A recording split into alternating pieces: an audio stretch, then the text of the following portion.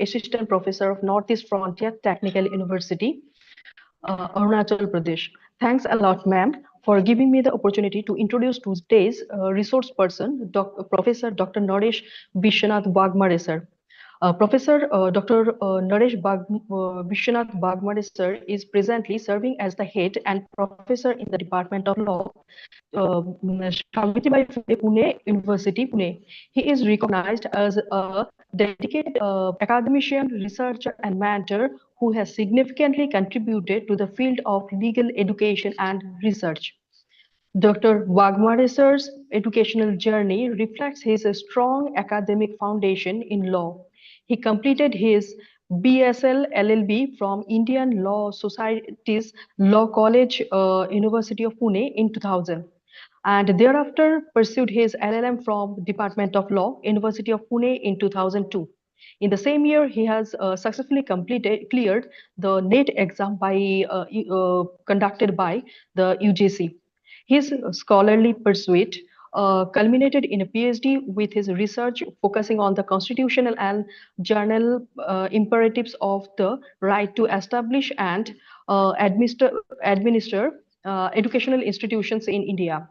With his impressive 21 years of teaching experience at the postgraduate level, Dr. Waghmare sir has established himself as an eminent scholar in legal education.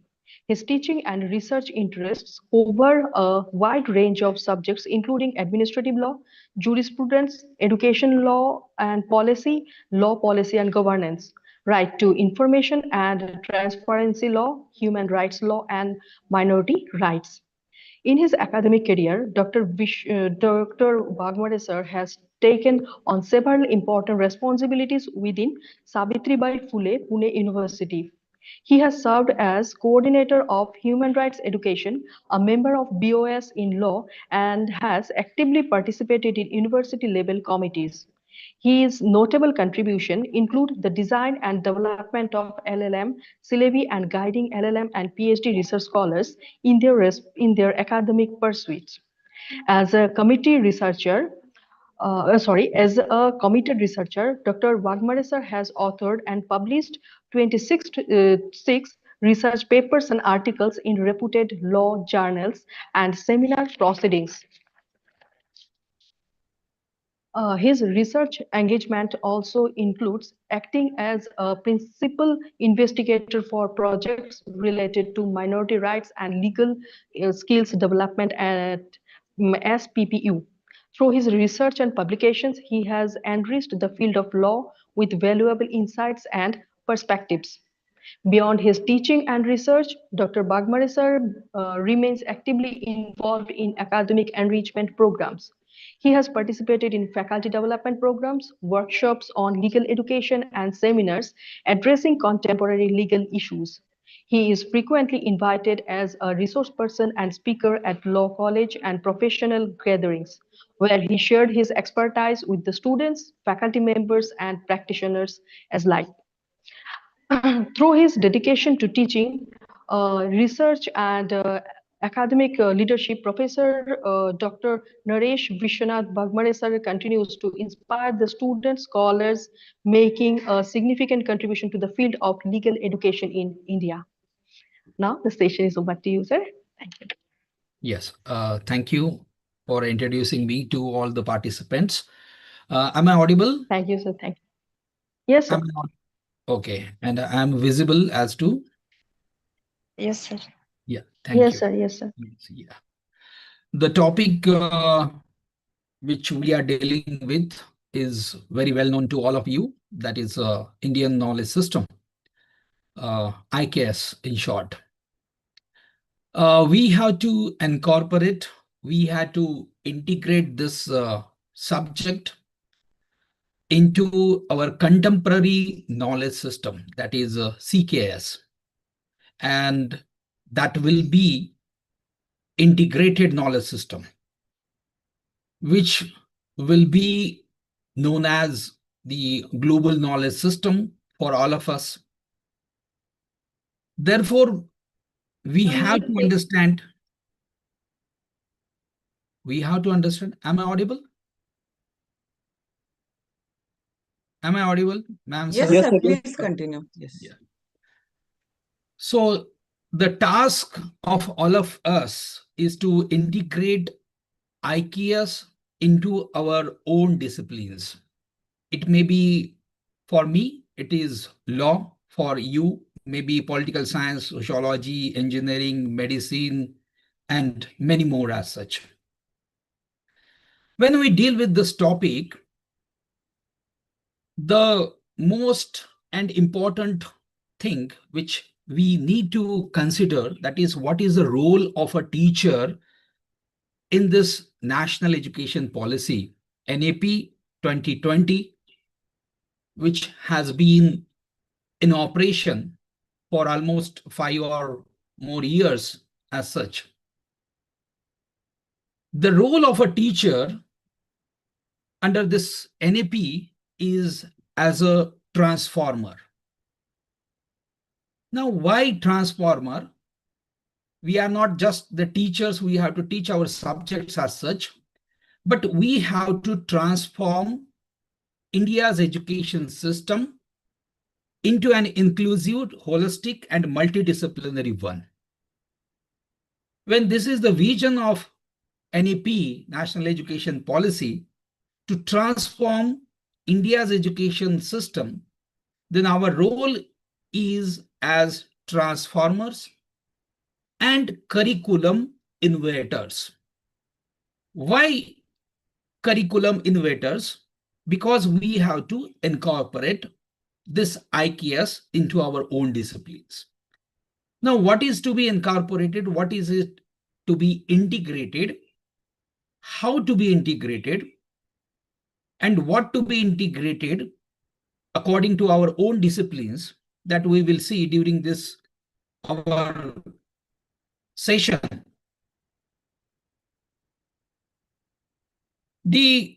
When we are the transformers, when we are the curriculum innovators, we have to teach the content in a different way of our own disciplines. We have to engage our students, the content to be culturally relevant, because we are living in present moment, and the present moment is the gift of our past as such. Therefore, how to teach our lessons, the lessons to be engaging one, culturally relevant one, these are the two important points from my point of view. The national education policy, it also talks about democracy of knowledge, the term which I like very much, because the knowledge is open to all of us nowadays. The formal education has to be accessible to all, and the education, the quality of the education must be the high quality and not just the ordinary, just mere learning and forgetting after the examination. So we have to be lifelong learner as such.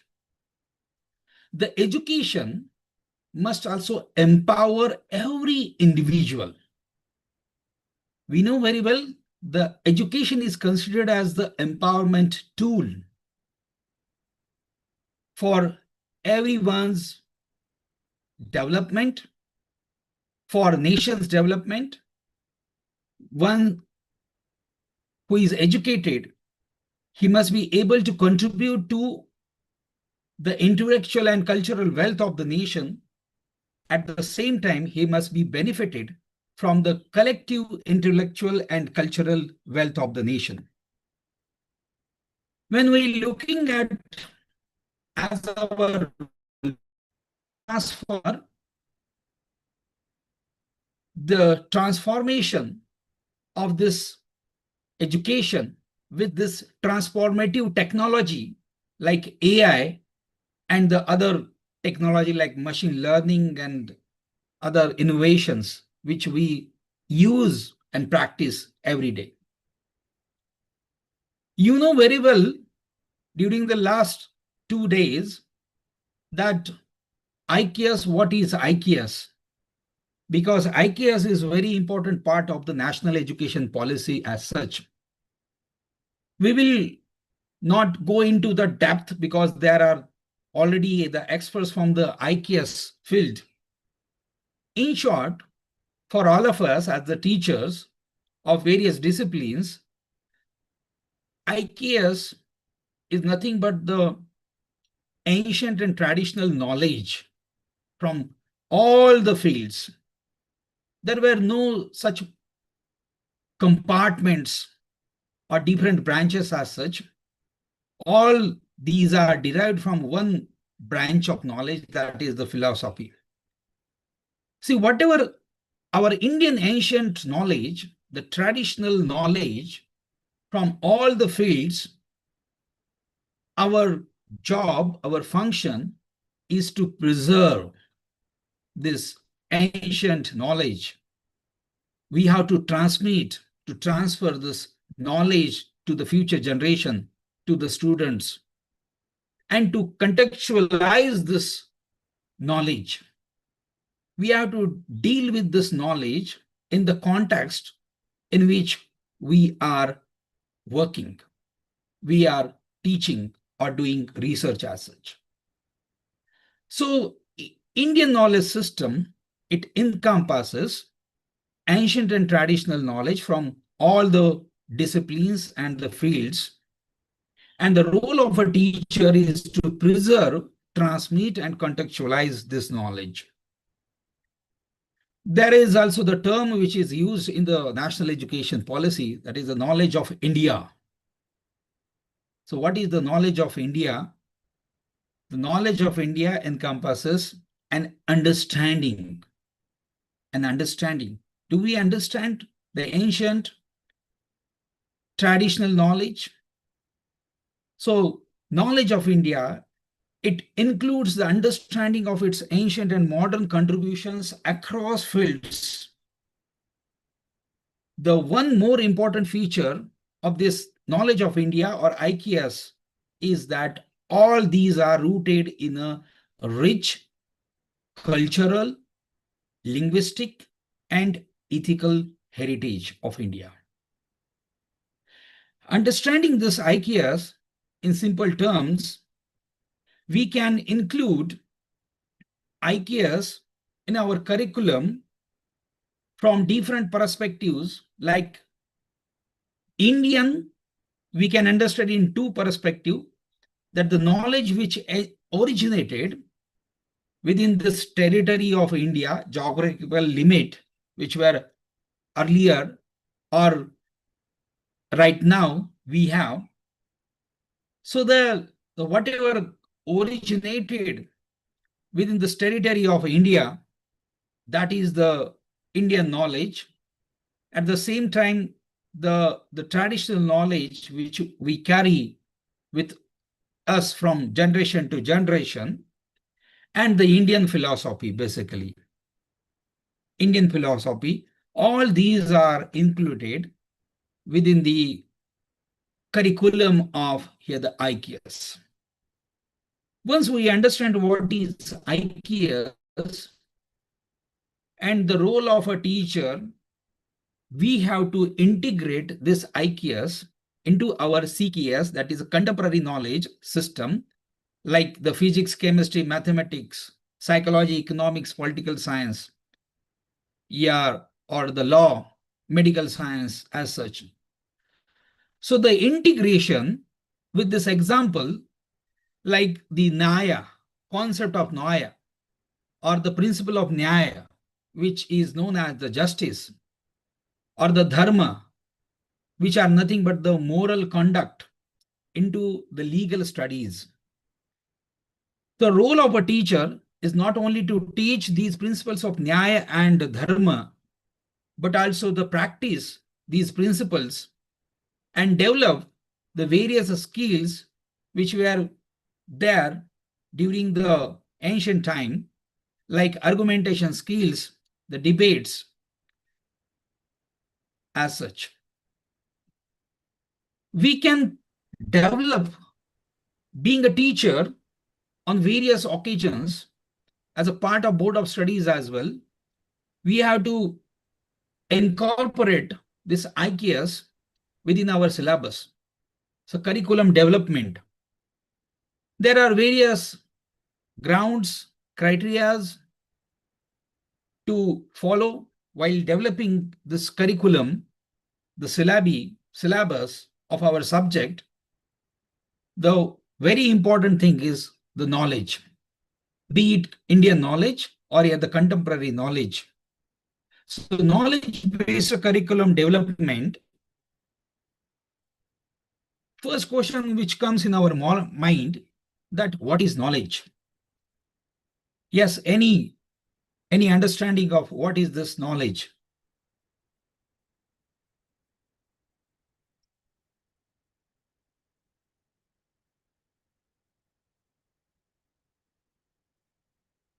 Yes, we can say that is a knowledge is a justified true belief. We have so many beliefs, but this is my just understanding of the knowledge. The knowledge is justified true belief.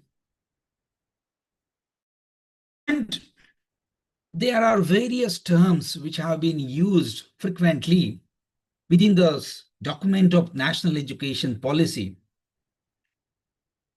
like Indian knowledge system, IKS, knowledge creation, knowledge society, knowledge economy, constitutional values, global citizens. While developing curriculum of our own subjects, we have to incorporate all these things in our syllabi. IKS, we are not the first one who are creating the knowledge through our research. There were previous research as well. So IKS to be included. Traditional wisdom with contemporary knowledge creation, the present knowledge, to foster a robust knowledge society and a competitive knowledge economy. So this foundation to be rooted in constitutional values, which will empower the students to become a global citizen who appreciate their heritage while engaging with the world responsibly and innovatively. So these terms, which I like very much, to be considered in curriculum development. Now, the problem with the present curriculum is this: we develop our curriculum in such a way that we want to teach so many things to our students.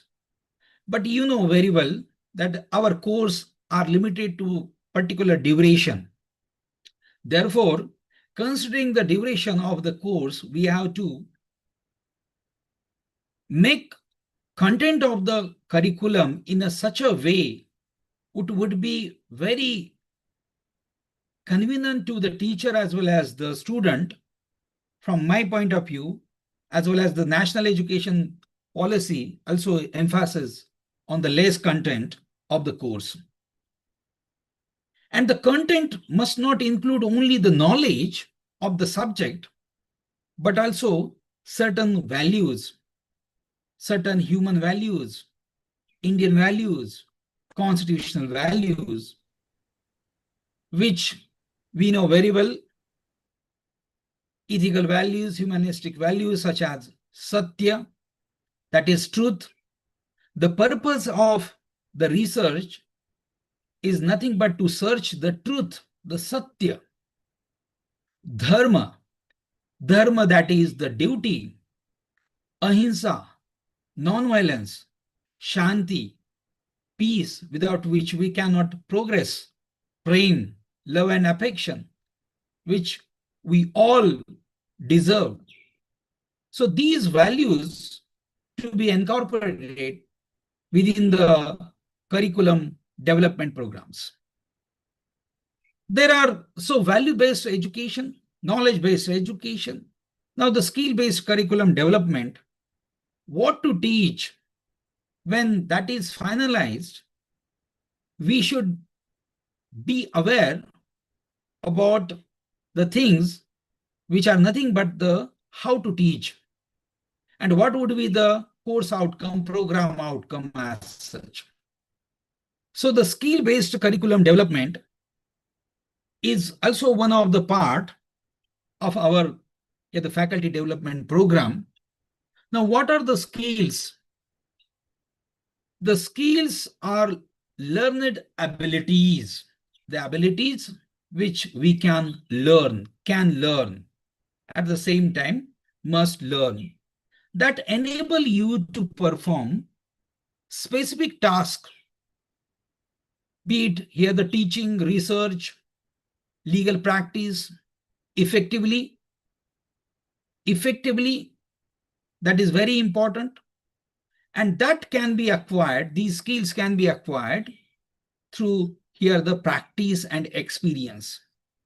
So what were the ancient practices and the experiences to be included within our curriculum? So the IKS, the skill-based curriculum development with IKS integrates traditional Indian legal principles from law point of view, like the concepts of nyaya, justice, and dharma, that is duty, with practical skills such as mediation, conciliation, arbitration. These are the new techniques, but these are not the new as such, but these were the in practice during ancient period as well, which were rooted in India's jurisprudential heritage. Now, the Indian value system, the value-based curriculum. Now, what are the values? Values are the fundamental beliefs. These are the beliefs.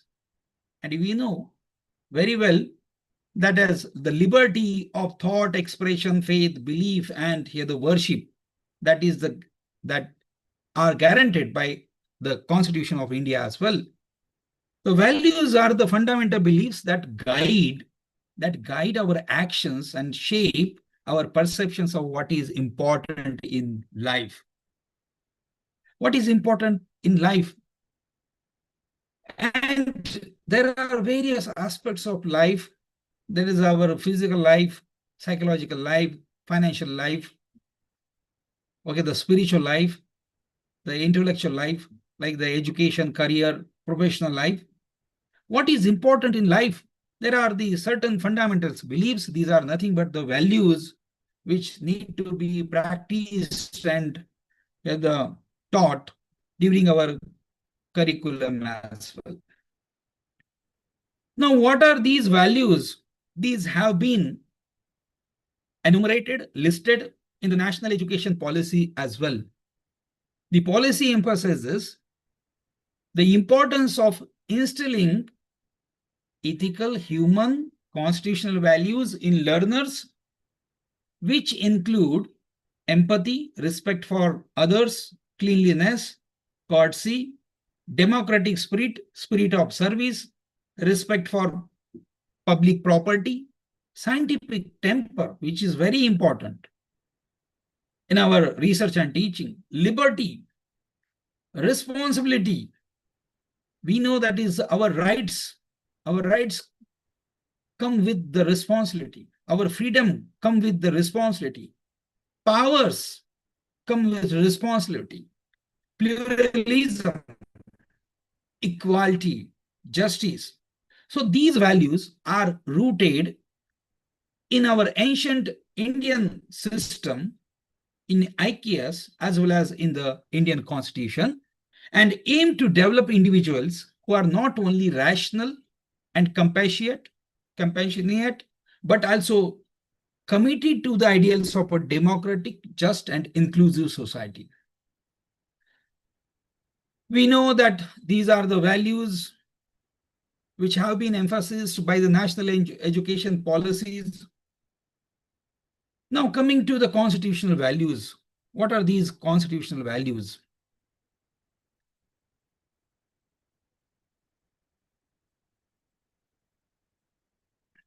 The first and foremost is democratic value. Now, here some of the participants, maybe from the political science or the social sciences or in civics, we might have studied that what is democracy. What is democracy? Democracy basically is a system of government. It is a system of government, democratic government, where power is held by the people, where the power is with the people. The people, they are the powerful. And there are the various powers. Okay, the legislative power, executive power, judicial power as such.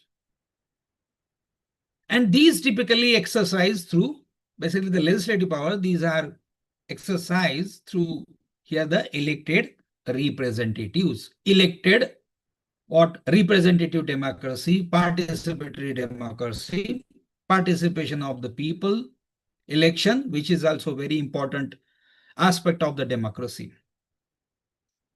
We can see the roots of this democracy in the Indian context, like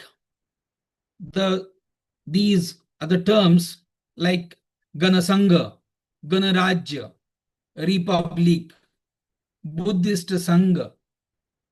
These are some of the examples wherein these democratic principles, values have been followed.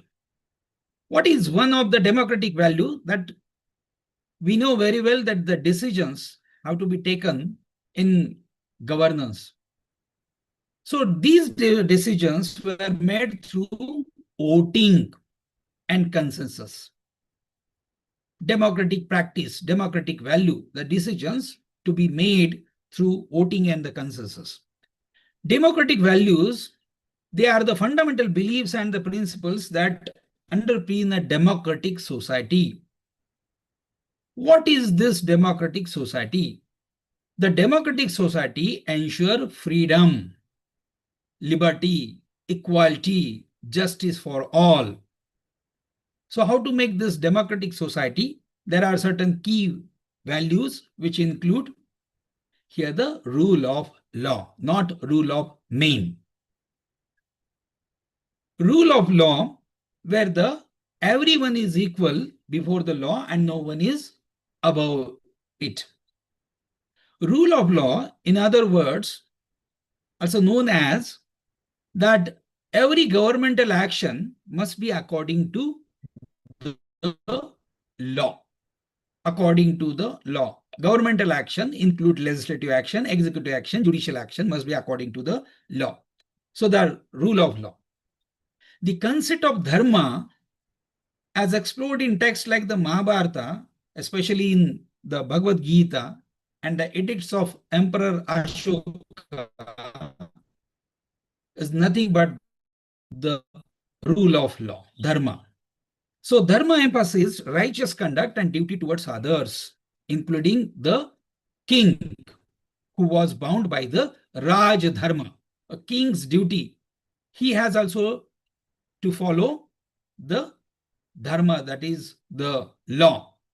The law, Raj Dharma, to be just and protect his just subjects, govern, not rule arbitrarily. Ashoka's edicts promoted here the religious tolerance, non-violence, and the welfare of all. All these are the pillars of a just society. Shastratra, that is the philosophical debates, that is also the part of the democracy. We can call it as the academic democracy, the tradition of public debates between scholars and the philosophers from different schools of thought. For example, Hindu, Buddhist, Jain in ancient courts and universities like Nalanda. Debates were organized, practiced. Democratic life also include the liberty of thought and expression from academic point of view. That is very important. We express our thoughts and our views in various seminars and the conferences. So these debates were a formalized way to channelize ideas, defend one's reasoning, and pursue truth, showcasing a deep respect for intellectual freedom and dialogue. One of very important value of democratic society is the participation. Citizens have the right and responsibility, not only the right, but also the duty to participate in the governance process. Now, how do we participate in today's contemporary world? By voting, we elect our representatives, they make the laws. Also, by making the laws, views and comments are invited by the government. We express our views and the comments while also framing the national education policy and the laws as such. We participate in the executive process through various committees wherein the representatives or the civil society members are there. The example of this kind of participation, that is Mahajan Pada, the Republican state with its capital at the Vaishali. One very important democratic value is the accountability and transparency. The Right to Information Act, which also ensures the accountability and the transparency in the governance. The government is answerable to the people, because here the power is vested with the people. Therefore, the government is answerable to the people. The principle was central to Hindu political thought, detailed in texts like the Artha Shastra by Kautalya's Artha Shastra and the Mahabharata. The king who was not an absolute ruler, that means he was not enjoying unlimited powers. The king was not above the law, that is dharma, and he was its chief executor of law and the protector of the law, that is dharma.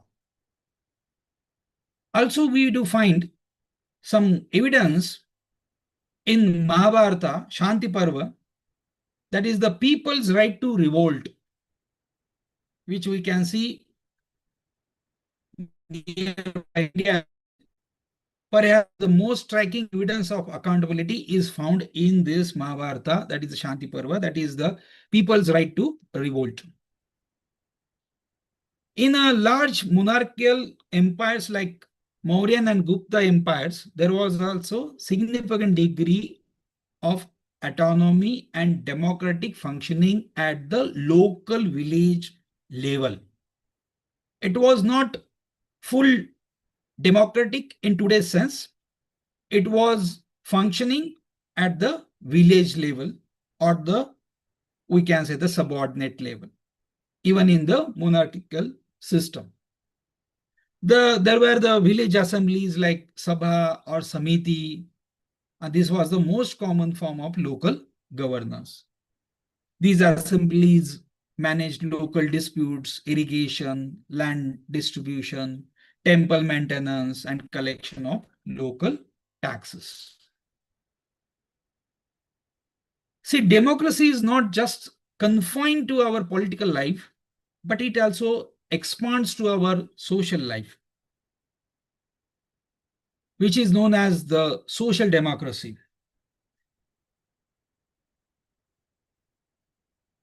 The state's duty towards welfare state, Kalyanakari Rajya.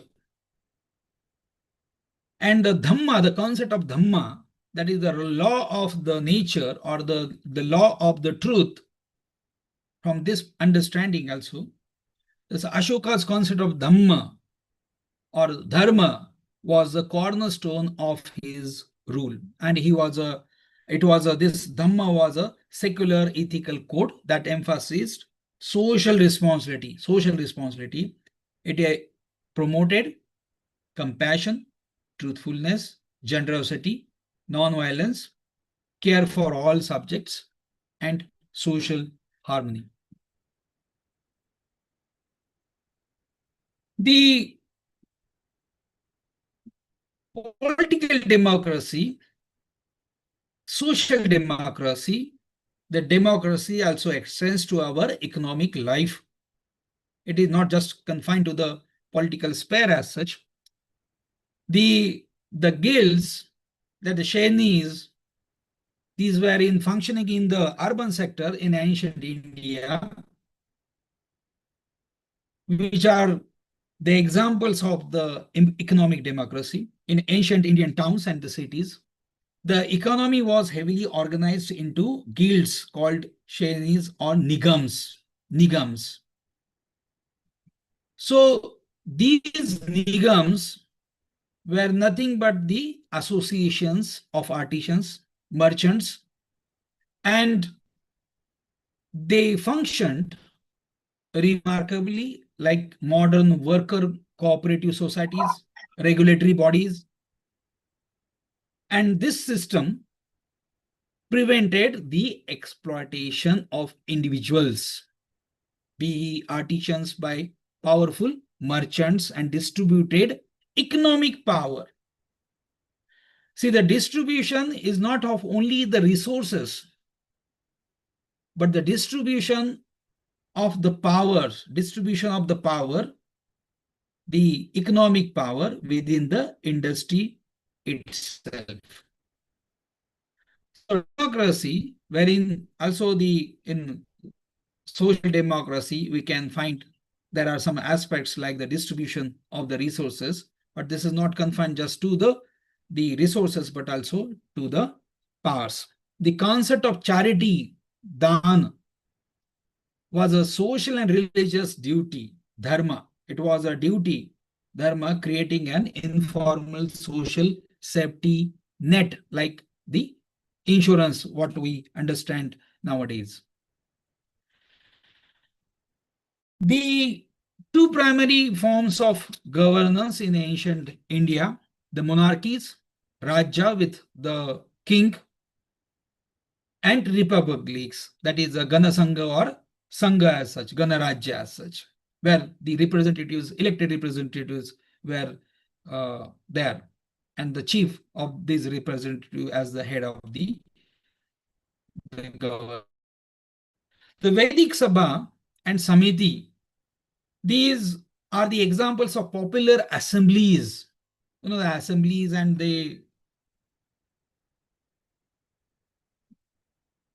they come from the Vedic period, that the Sabha, the smaller one, the Samiti, a larger one. The Rig Veda, we find also the references in the Rig Veda, which suggests the king ruled with the consent and approval of the Samiti, with the assemblies. So he has to work with the assemblies, with the approval of the assemblies. He was not the absolute ruler or the head of the government as such.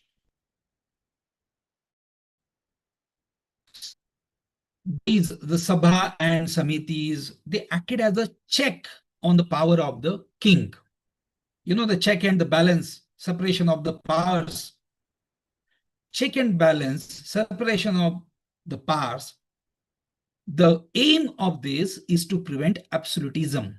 To prevent absolutism, concentration, to prevent concentration of the power, ensuring that his rule, the king's rule, was not absolute one, unlimited one, and that he considered the will of the community, the will of this Sabha and Samiti.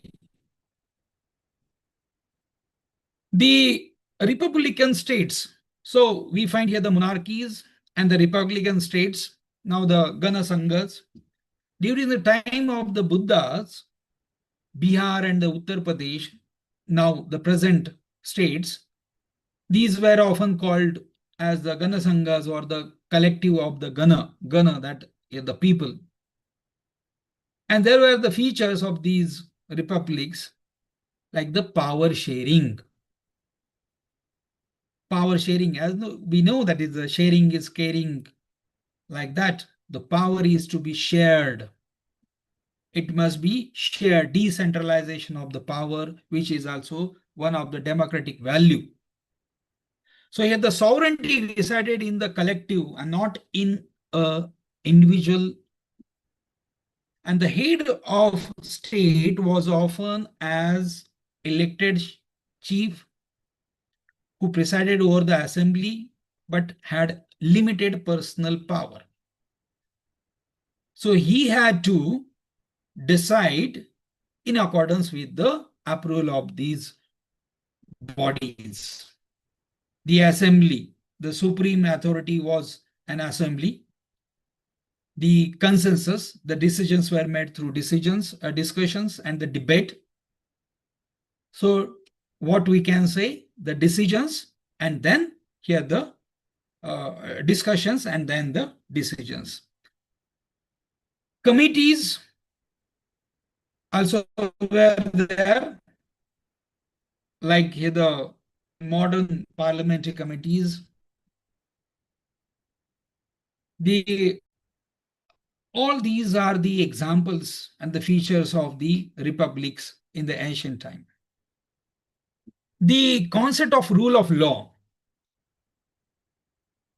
This is also the very important concept in IKS, the rule of law, which is known as the Dharma Rajya. Dharma Rajya, the rule of Dharma. Now, what are the key features of this Dharma Rajya, the rule of Dharma, or what we do understand in present, that is the rule of law, not rule of men.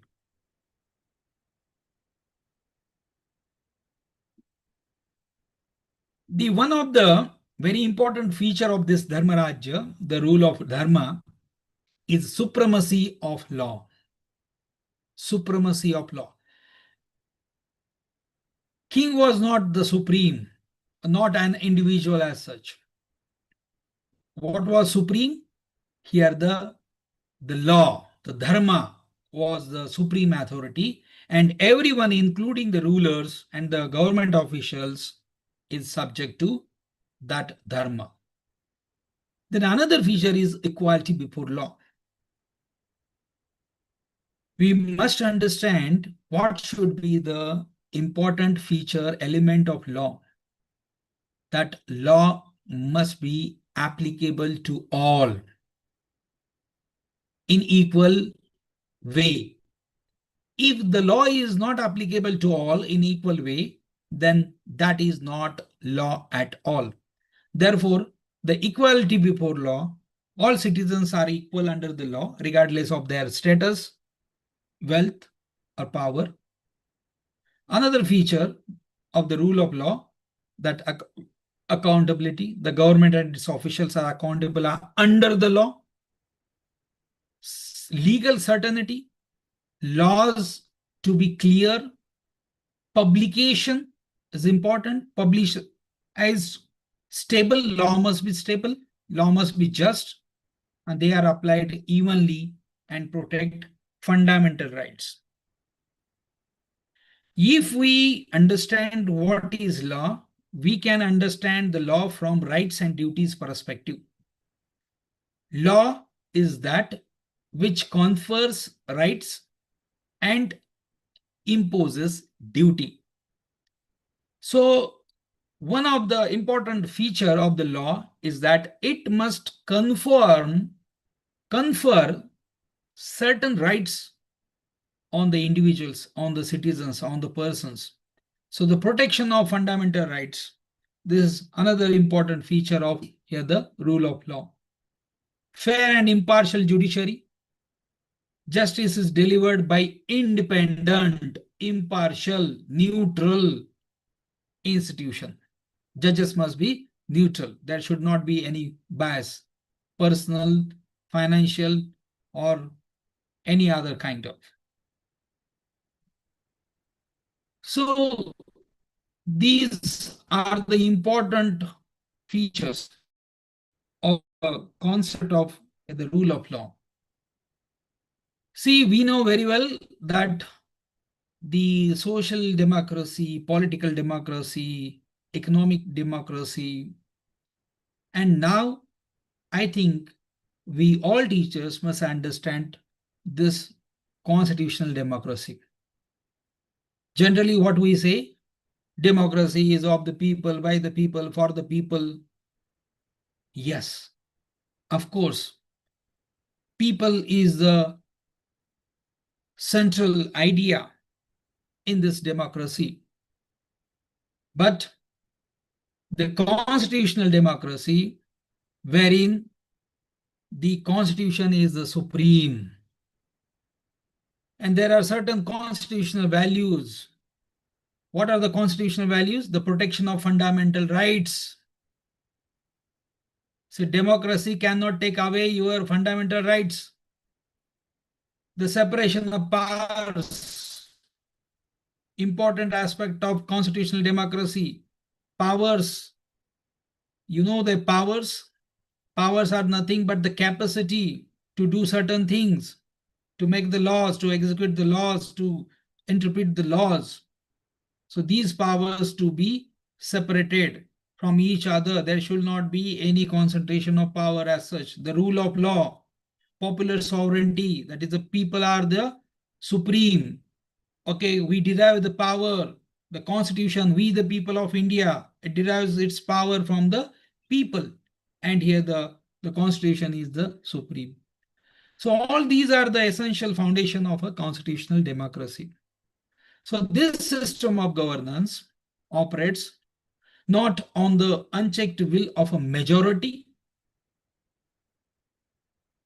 but is instead structured and constrained by a supreme constitutional framework.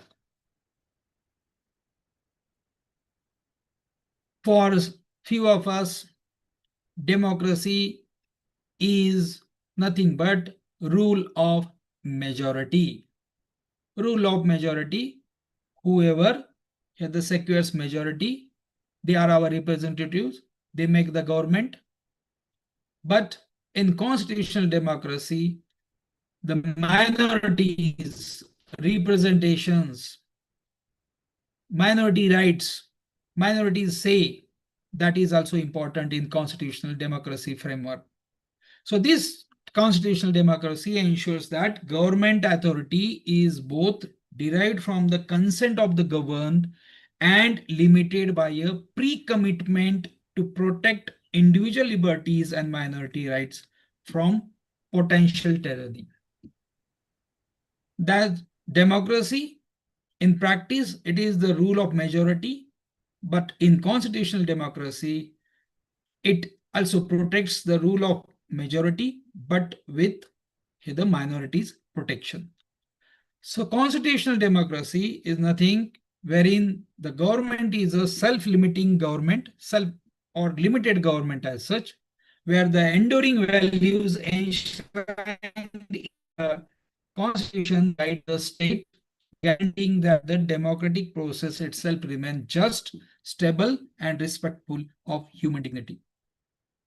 In NAP, there is reference to principle of justice and practice of jurisprudence. Principle of justice and practice of jurisprudence. A powerful example that combines both the principle and the practice is the region of Emperor Ashoka. Principle of justice. After the horrific Kalinga War, Ashoka embraced principles of non-violence, ahimsa, compassion, tolerance, and social welfare. And this became his concept of Dhamma, a moral code that was the foundation of his idea of justice, and it promoted respect for elders, compassion for all living beings, religious tolerance among different sects, just and fair treatment of subjects. Practice of jurisprudence Ashoka institutionalized this principle through a revolutionary legal and administrative system, rock and pillar edicts. This was a form of codification of laws, appointment of officials in today's terms like ombudsman, fair application. He promoted a restorative justice rather than punitive approach, retributive approach, reformation. In ancient India, particularly under Ashoka, king demonstrated a sophisticated system where the principle of justice, dhamma based on moral duty and social good, was put into practice through jurisprudence, public edicts, specialized officials, and welfare measures to create a just and harmonious society. Just and harmonious society. Justice, the concept of justice, what we think that justice, what is delivered in the courts of law. Courts of law, they deliver judgments. So the judgments may or may not be justice to the victims, but the concept of justice is not just confined to the justice which is delivered in the courts of law, courts of justice, courts of law to be at the courts of justice. Therefore, at the same time, we say rather than rule of law, there should be the rule of justice. So this concept of justice is not confined to here the justice delivered to the victims in the courts of law, but it also extends to social justice, political justice, economic justice. The social justice, that is the social order which was envisioned through the Varna system. Ideally, each Varna had specific duties, Swadharma. Justice was achieved when everyone performed their duties, performance of duties righteously, ensuring social harmony and stability. Whereas in the Constitution of India, the Constitution commits to create equitable society, include abolition of discrimination, abolition of untouchability, reservation policy. These are there. The economic justice is the other. Material well-being was considered one of the four chief aims of human life, Purushartha. The king's primary duty, Raj Dharma, was to protect his subjects and ensure their economic welfare. This involves fair taxation, preventing famine, and promoting agriculture and trade, promoting the wealth of the state and its people from corruption and exploitation. Economic justice under the Constitution framework, India as a socialist and directs the state to strive for a welfare state. The directive principles and the fundamental principles, while balancing the fundamental rights with the directive principle of the state policy, the Supreme Court has stated that fundamental rights and directive principles are supplementary and complementary to each other. Fundamental rights are nothing but the civil and political rights, whereas the directive principles are nothing but the social, economic, and cultural rights.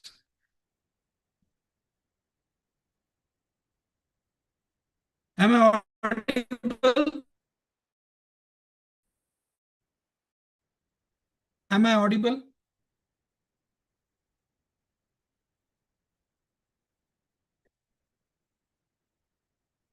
Am I audible?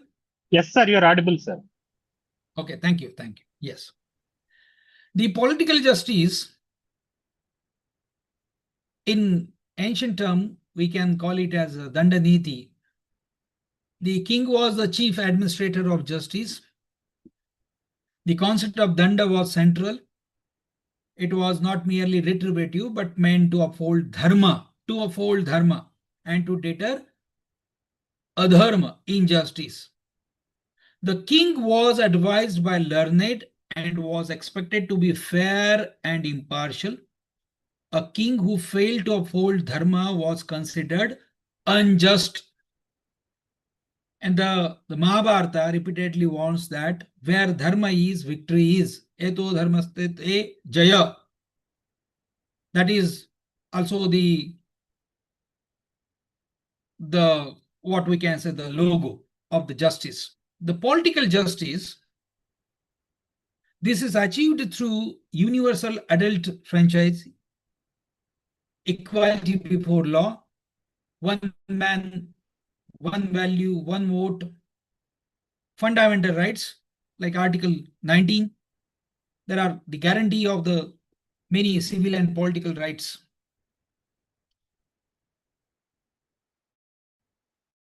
After understanding political justice, economic justice, and social justice, let's come to our field, the academic, and wherein we need to make our field more democratic by instilling more democratic values in our field to deliver here the academic justice. This is my own understanding, the concept of academic democracy and the justice.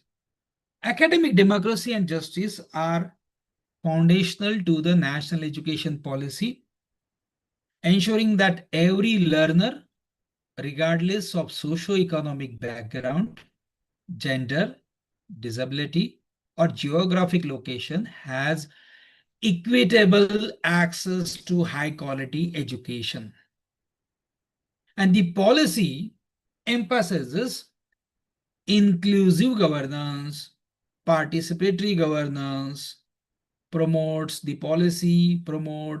multilingualism, that that the Indian languages, integrated local knowledge, values, and empowers teachers. How it empowers teachers and institutions? By fostering critical thinking, creativity, ethical reasoning, by prioritizing the needs of the historically marginalized groups and ensuring transparency and accountability in educational systems. NAP seeks to create a just and democratic educational landscape that enables all students to realize their full potential and contribute meaningfully to society. He must realize his full potential, and student must be able to contribute meaningfully to society by research, by teaching, by learning. One of the very important value which is enshrined in the Constitution of India, that is the principle of liberty, that is freedom, that is swatantrata, swatantra, the central idea of self-realization and righteous living. True liberty, that is the swatantra, was the freedom to perform one's duty, swadharma, according to one's stage in life, ashrama, and innate nature, swabhav, which ultimately lead to spiritual liberation, moksha, the ultimate freedom from the cycle of rebirth. So the freedom, the liberty, that is the swatantra. In the Indian Constitution guarantees liberty of thought, expression, faith, belief, and worship, which is the essential freedom that empowers. These guarantee of liberty empowers individuals to think independently. Freedom is very important. Academic freedom is very important for research, to speak openly and practice here religion without the fear of coercion. The modern framework of liberty is legal and individual centric. Individual rights, individual freedom. While the ancient one was community centric duty towards others. You know, the right and duty, they are the correlative. If you perform your duty, that will be the realization of the another's right. So in this context, we can say the right and duty correlationship. The freedom, research culture, and skill-based curriculum development. The national education policy champions academic freedom by empowering institutions and faculty with autonomy to design innovative curricula and pedagogical approaches, fostering a culture of critical thinking and culture of creativity. So here the much more freedom is guaranteed by this national education policy. Simultaneously, the policy emphasizes the development of a flexible, not rigid, skill-based curriculum that integrates vocational skill education, experiential learning, and 21st century competencies. 21st century competencies, 21st century skills, that critical thinking, as we know very well, that is the purpose of education, aim of the education, not just training, not just learning the facts, but education is the training of mind to think, and according to the NAP, to think critically. And the creative thinking. So there is the link between or amongst here the freedom, research culture, and skill-based curricular development under NEP. Principle of equality. Equality for law and punishment. The several ancient texts emphasize that the king's law should apply equally, but the punishment could be graded based on context, Nowadays, we do find here the text, as per the text.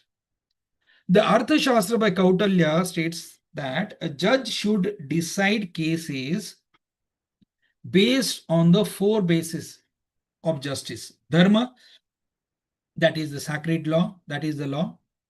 Vyavahara, that is evidence. Charitra, character, history, custom. And Rajashasan, the king's discretion, the king's decree. So all these to be considered, were to be considered while deciding any case. King Ashoka's edicts proclaim that all his subjects are like his children and that he deserves non-harm, self-control, and impartiality. That is the samata towards all. Samata, equality, that is the samata. Constitutional equality. See, equality guaranteed under the Constitution. The preamble of the Constitution states that equality, we the people of India, having solemnly resolved to constitute India so and so, and to ensure to all its citizens equality of status and opportunity. Equality of status and opportunity. The Indian Constitution adopts a transformative model of equality. It adopts transformative model of equality, not just a formal one. Generally, what we understand, equality means all are equal. So it recognizes that, in general understanding, it recognizes that simple saying everyone is equal is not enough. Everyone is not equal. in a society with deep-rooted inequalities. There may be social inequalities, political inequalities, economic inequalities. So, as we saw in a law, we find one person, one value, but in society, we find one person not equal to one value as such. So formal equality, treating everyone the same, that is also there. But we need to make one more addition to by ensuring here the substantive equality of outcomes and opportunities. Therefore, the Constitution brilliantly combines negative liberty, that is a freedom from state discrimination, Article 15 and 16. There was one movie, that is Article 15, with positive duty, that state's duty to take affirmative action to achieve real equality. So two things to be there: formal equality, treating everyone the same. At the same time, the state must do something to achieve real equality by way of affirmative action. Bandhuta, the most powerful expression of this fraternity is the Sanskrit maxim, Vasudeva Kutumbakam, Vasudeva Kutumbakam, which translates to the world is one family. The world is one family. The world is one family. Vasudeva Kutumbakam. This philosophy encourages seeing beyond identities of caste, creed, tribe, and recognizing the inherent connection between all beings. Fraternity is a legal and political tool. It is a political legal tool to ensure here the national unity, individual dignity, and social justice in a diverse democracy. It is a goal the state and its citizens are obligated to achieve. So fraternity, that is the most powerful expression in the Constitution of India as well as in the Sanskrit Vasudeva Kutumbakam. Human dignity and human rights, which is also core of here the constitutional values. The concept of the Atman, inherent dignity, the eternal soul in every being implied an inherent spiritual dignity. The Bhagavad Gita states that a wise person sees the same Atman in every being. And this philosophical basis promoted empathy and non-violence. In Dandaniti, that is the science of punishment, the ancient text emphasizes access to justice for all. Access to justice for all. That is Kautalya's Arthashastra as well mandated that the king must be accessible to his subjects for hearing their grievances. Equal access. Okay. Equal dignity. Okay. Right to life with dignity. The concept of Dandaniti, the science of punishment, was to maintain order, but it had to be just and proportional. So to maintain human dignity, equal access to justice to be followed. The Indian Constitution, a visionary document, it has a vision to constitute India into, to secure to all its citizens. These are the things there, the objectives are there. The Constitution places the utmost importance on human dignity and human rights. Human rights, they are different from fundamental rights. all fundamental rights are human rights, but all human rights are not fundamental rights. The commitment is explicitly enshrined in its preamble, which secures to all citizens justice, social, economic, and political, and liberty of thought, expression, faith, belief, and worship, thereby affirming the inherent dignity of the individual. Inherent dignity of the individual. And these ideals are given concrete legal force in Part 3, Fundamental Rights, and in Directive Principles of the State Policy, which ensures conditions for a life of dignity.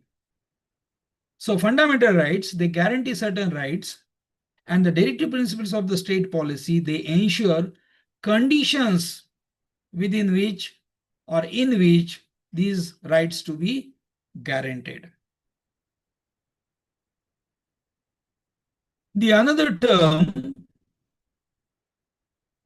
which is very important to understand the constitutional values, this is constitutional sovereignty.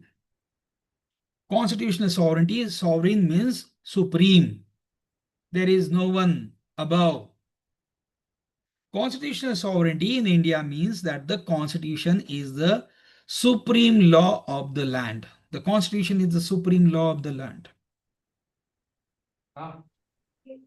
See the constitutional balance, wherein we find all organs of the state, parliament, Supreme Court, the executives, president, they all have the equal powers, though they enjoy different powers. But as far as the value of these powers are concerned, they are equal in nature. Then in these circumstances, who is supreme? It is the constitution, which is supreme. The constitution, sovereignty, supremacy, not like that here the parliament is sovereignty in UK. Parliament is sovereign in UK. So constitutional sovereignty in India means the constitution is the supreme law of the land, and any law or action that violates it can be declared void by the judiciary.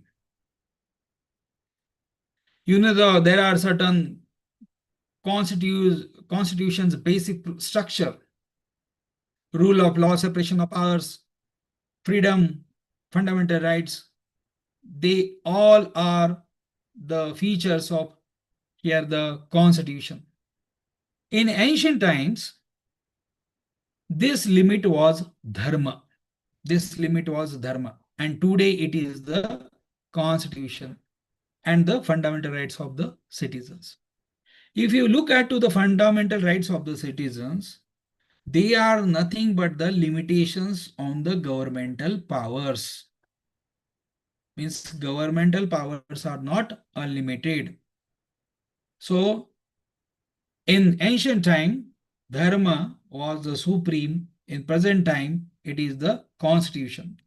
So while the mechanisms are entirely different, a philosophical thread connects both concepts. The idea that power must be exercised responsibly and for the welfare of the people, and that it is not absolute.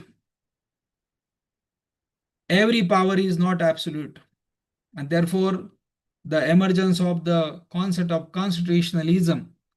Constitutionalism is nothing but limited power. Every organ has the limited power.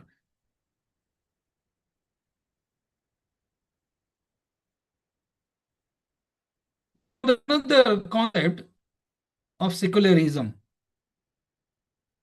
The Sanskrit phrase Sarva Dharma Samabhava is nothing but the secularism, often attributed to the Mahatma Gandhi and later embraced by the Indian state, that translates to equal respect for all religions. It signifies the ethos of accepting the validity of all religious paths. King Akbar is a prime example of this indigenous tradition of tolerance, religious tolerance, and he founded Deen-e Ilahi, divine faith, a Semitic religion drawing from here the Islam, Hinduism, Christianity, Zoroastrianism, and more importantly, he abolished the jizya, tax on non-Muslims, and held interfaith dialogues in his Ibadat Khana, house of worship. Indian secularism, as envisioned by the constitution, does not mean a strict separation of religion and state, but rather a principled distance, as you know, that the keep safe distance, and equal respect for all religions, sarva dharma samabhav. Unlike Western model, see, we need to understand the difference between Western model and Indian model of secularism. Western model seeks to keep religion out of government. Western model. The Indian state, whereas the Indian secularism, wherein the state is permitted to intervene in religious affairs to reform social injustice, banning discriminatory practices, and to support or to engage with religious institutions, provided it does so equally. Principle of equality. The unique approach aims to manage the country's profound religious diversity by ensuring the state does not favor any one religion, while simultaneously allowing religious communities the freedom to practice their faith, all in the interest of maintaining public order, public health, public morality, and promoting here the social reform.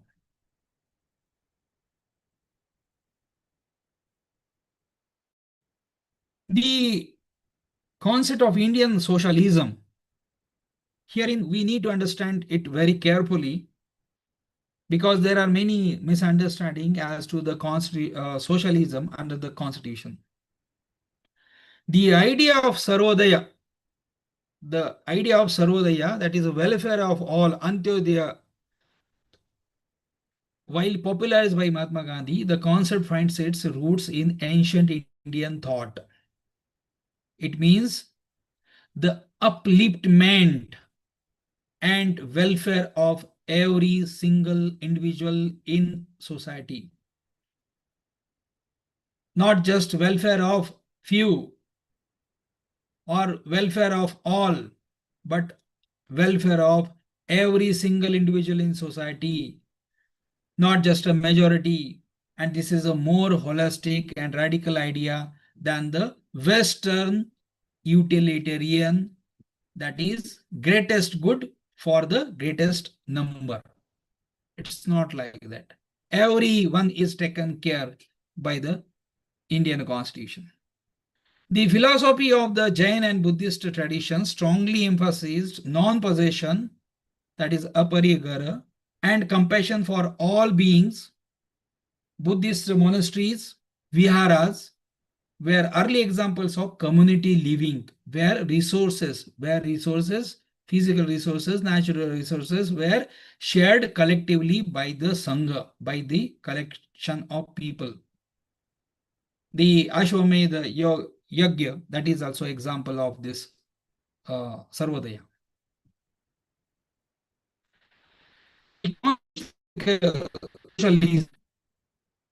Indian version of socialism is not the classic state ownership model of Marxism.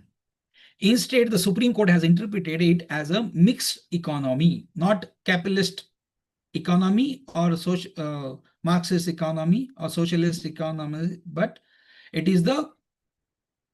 aimed at eradicating poverty, that is constitutional socialism, Garibi Hatao, eradicating poverty, inequality, eradicating injustice, and providing a decent standard of life to all, not just standard of living to all. standard of life to all. That is constitutional socialism. Eradication of poverty, eradication of inequality, eradication of economic injustice, and providing decent standard of life to all. The ancient Indian perspective provides the ethical and philosophical foundation for socialism. The duty of the powerful, economic powerful, to take care for the economic weaker section. The importance of community were unchecked individualism and the ethical distribution of wealth. The Indian Constitution provides the legal and structural framework to achieve these goals in a modern democratic state, and it translates the ancient ideal of Raj Dharma, the king's duty, into the state's duty under the directive principles of state policy, and uses these legal instruments to strive for a more just and equal society. Just society and equal society. Therefore, socialism in India is a unique blend of its ancient ethos of welfare and modern constitutional commitments to social and economic democracy. Coming to the unity and integrity, which is very important, the idea of India's unity and integrity can be examined through two powerful lenses: the ancient or Bharatiya perspective, that is the Indian knowledge system, Bharatiya knowledge system, Gyan Pranali, which is cultural and civilizational, and the modern constitutional perspective, which is legal and political. They are distinct yet deeply interconnected. The constitution begins with India, that is Bharat. India, that is Bharat. And this is the direct bridge between the two ideas, the modern Republic India and the ancient civilizational concept, that is Bharat. So the Bharatiya perspective provided the inspiration and the underlying sense of oneness. Hum sab ek hai, ek Bharat, Shrestha Bharat. The constitution provides the tools, laws, institutions, and rights to protect protect this oneness, to perpetuate this oneness. So the idea of oneness, the sense of oneness that is originated in the Bharatiya concept, is to be protected and perpetuated under the Constitution of India.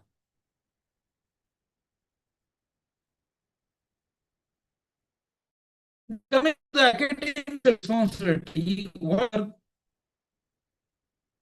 responsibility, ethical commitment.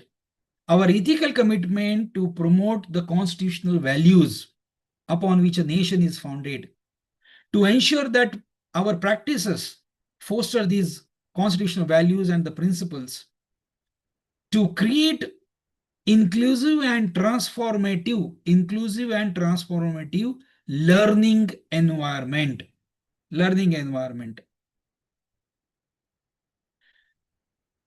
The last part of my session, that is the citizenship values, though this is not explicitly listed as a heading in the Constitution, the fundamental duties, that is Article 51A, enshrined in the Constitution, are the definitive legal and moral framework that outlines the core values expected of every Indian citizen.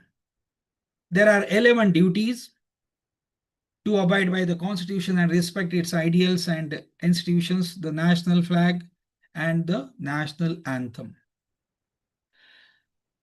In accordance with this duty, the value which must be inculcated, instilled amongst our students, is the constitutional morality. Whatever written in the Constitution to be practiced in our daily life, that is constitutional morality. And the skills which are associated with this value is to respect the dialogues, is to understand the systems, Indian knowledge system, the contemporary knowledge system. The second duty, that is to cherish and follow the noble ideals which inspired our national struggle for movement, for freedom. We know that the nation's history, freedom fighters, the sacrifices made for the independence, which encourages them to embody values like justice, equality, and liberty in their the past and our the present conduct for a better future. The skills which we can incorporate or which we can practice, that is here the storytelling, connecting past to the present. The third duty, to uphold and protect the sovereignty, unity, and integrity of India, which is nothing but the value of here the national unity with which the skills which we can develop, the collaborative skills, communication skills, appreciating here the diversity. The fourth duty, that is to defend the country and render national service when called upon to do so, which is associated with the value of civic responsibility and sacrifice. The skill which is associated with this value is here the community service. The fifth duty is to promote harmony and the spirit of common brotherhood, which is nothing but the fraternity, to renounce practices derogatory to the dignity of women. The value herein incorporated is the social harmony and gender equality. The skills which we can develop, that is of empathy, campaigning, data analysis related to the gender equality. The next duty, that is to value and preserve the rich heritage of our composite culture, which is nothing but the cultural preservation, the skills which we can develop, that is of documentation, artistic expression, interweaving, and the other skills. The seventh duty is to protect and improve the natural environment, that is environmental protection, wherein we can develop the skill of scientific investigation, data collection, problem solving, advocacy. The eighth duty, that is to develop the scientific temper, humanism, and the spirit of inquiry and reform. I think this is the most important duty, and the value which is associated with this is rational thinking and progressiveness, the skills that is of scientific method, logical reasoning, questioning, experimentations. The ninth duty is to safeguard public property and to abjure violence, the value which is here of civic ownership and peaceful resolution. The skills which are associated with these are conflict resolution, maintenance, resource management. The 10th duty, that is to strive towards excellence. It is our duty to make progress. The skills, goal setting, self-assessment, teamwork, leadership. The last duty, that is to provide opportunity to our children. The skills, that is of teaching, mentoring, empathy, and resourcefulness. So these are the 11 duties which we must practice and follow in our day-to-day life to inculcate these constitutional values and to teach and learn the skills associated with these duties and the values. The conclusion is we need to integrate our NKS with constitutional values, and the call for action is that by integration, IKS and constitutional values into the curriculum, we can transform our education into a powerful tool for democratic engagement and national development. With this, I conclude my session, and I am very much thankful to Professor Madhuri Sawant ma'am, who is the course coordinator of this FDP in IKS and skill-based curriculum. So thank you one and all. Thank you, sir. Thank you so much.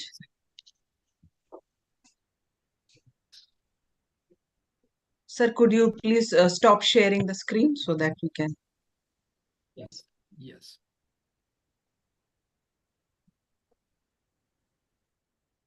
If possible, you all can on your videos. Yes, ma'am. Please on your videos, everybody.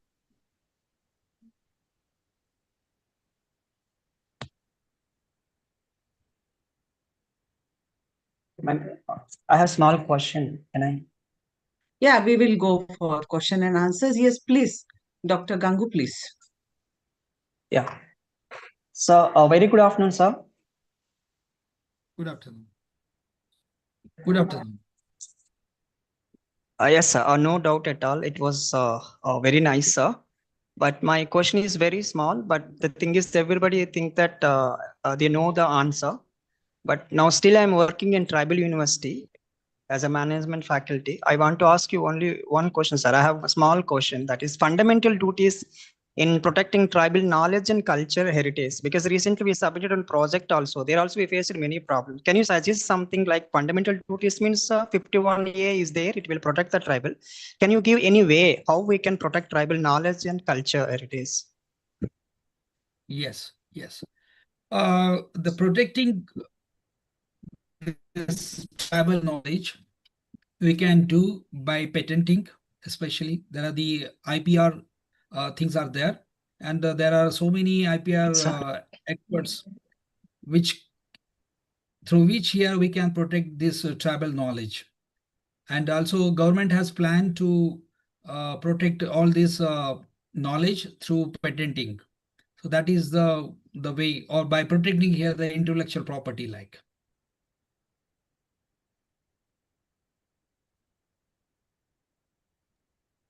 Thank you, sir. Thank you.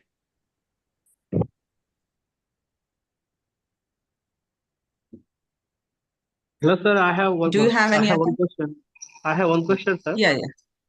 It's quite difficult to develop the curriculum based upon IKS on different subjects, and as per the guideline of Government of India and NEP. So how to deal with this, sir? Because I am a science faculty, especially in chemistry. So Right. in the case of science, we need the practical demonstration. A number of things are there. So while developing the curriculum, being as a faculty, so how will you cope up, and how will you fill the gap? How will you bridging this gap? Sir? Please let me guide. Yes, there are the difficulties, I do understand, but we must start at some point of time. And this is the, I think, the beginning of developing here the curriculum. Okay, talking with the experts in our field, like we do talk the ancient Indian jurisprudence with our experts, Professor A. Lakshminath, Professor UK sir. So talking with the experts, we can develop our curriculum based on knowledge, based on IKS, based on the values and the skills. So I think the dialogues and discussions in the board of studies while developing curriculum would help us in bridging the gap between the principle and the practice as such. Yes, sir. We have to start. Thank you, sir. We have to start thinking. Yes. So now we'll go for the vote of thanks. Madam, please. Am I audible, ma'am? Yes. Yes, Am I you are very audible? much audible. Yes. Oh, okay. Very good afternoon, everyone present here. I am Navashruti Pal, Assistant Professor at Northeast Frontier Technical University, Arunachal Pradesh. And it is indeed my privilege and honor to propose the vote of thanks on this special session. First and foremost, I extend the deepest gratitude to our esteemed resource person, Professor Dr. Naresh Vishwanath Waghmare sir, for graciously sharing his profound knowledge and insight on IKS and constitutional values. Your thought-provoking session has not only enlightened us, but also inspired us to rethink the relevance and application of IKS in today's academic, social, and legal context. We are truly grateful to for your time, your guidance, and encouragement, sir. I also wish to express my heartfelt thanks to the participants for the active engagement, thoughtful questions, and enthusiastic presence. Your presence has added immense value to this program. A special word of appreciation goes to the organizing committee of the program for their meticulous planning and tireless efforts in making this event possible. Your dedication has ensured the smooth and successful conduct of today's program. In conclusion, I once again thank everyone present here for making this academic gathering meaningful and memorable. Thank you all. Jai Hind. Thank you. Thank Thank you. you, ma'am. Thank you, sir. Thank you. Thank you, sir. Thank you. Thank you.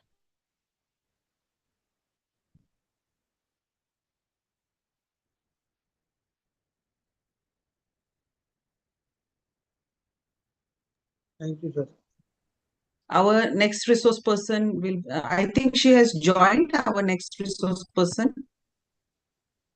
Dr. Nilambari? Yes, ma'am. Yes. Yes, I'm here. Good afternoon. Good afternoon, ma'am. Ma'am, welcome for Yeah. this research, for this refresher course in IKS. Yeah, thank you. And coordinators, could you please go for the introduction? I have PPT to Yeah, share. you can share it, ma'am. Yeah, please share So it. after introduction, I'll share it, or right now I'll share it. You can share it right now, not a problem. Okay. Okay. There. Hmm. Share. Yeah, I'm talking.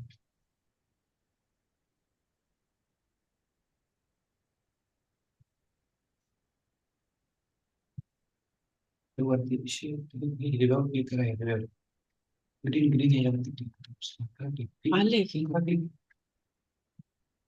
Click करा खाली तशी दिसायला त्यांना post असं हे दिसायला पाहिजे ना? नाही. Post Can you see?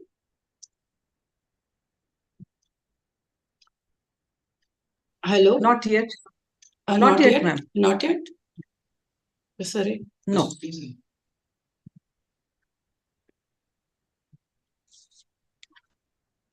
Roll number 16 is here. Yes, sir, I am here. With permission of madam, you can start the biodata reading. With permission of coordinator, madam. Now? Yes, ma'am. Yes, ma'am, we can see it now. Okay. Okay. Yes, please continue with the introduction. Good afternoon, one and all present here. I am Dr. Praveen Ratan Berad. I am working as Assistant Professor in English, Rajarshi Shahu Arts, Science and Commerce College, Nilambari, Pathri. I warmly welcome today's resource person, Dr. Nilambari Jagtap ma'am. It is my great pleasure and privilege to introduce our distinguished resource person for this today's session of the refresher course, Dr. Nilambari Jagtap ma'am.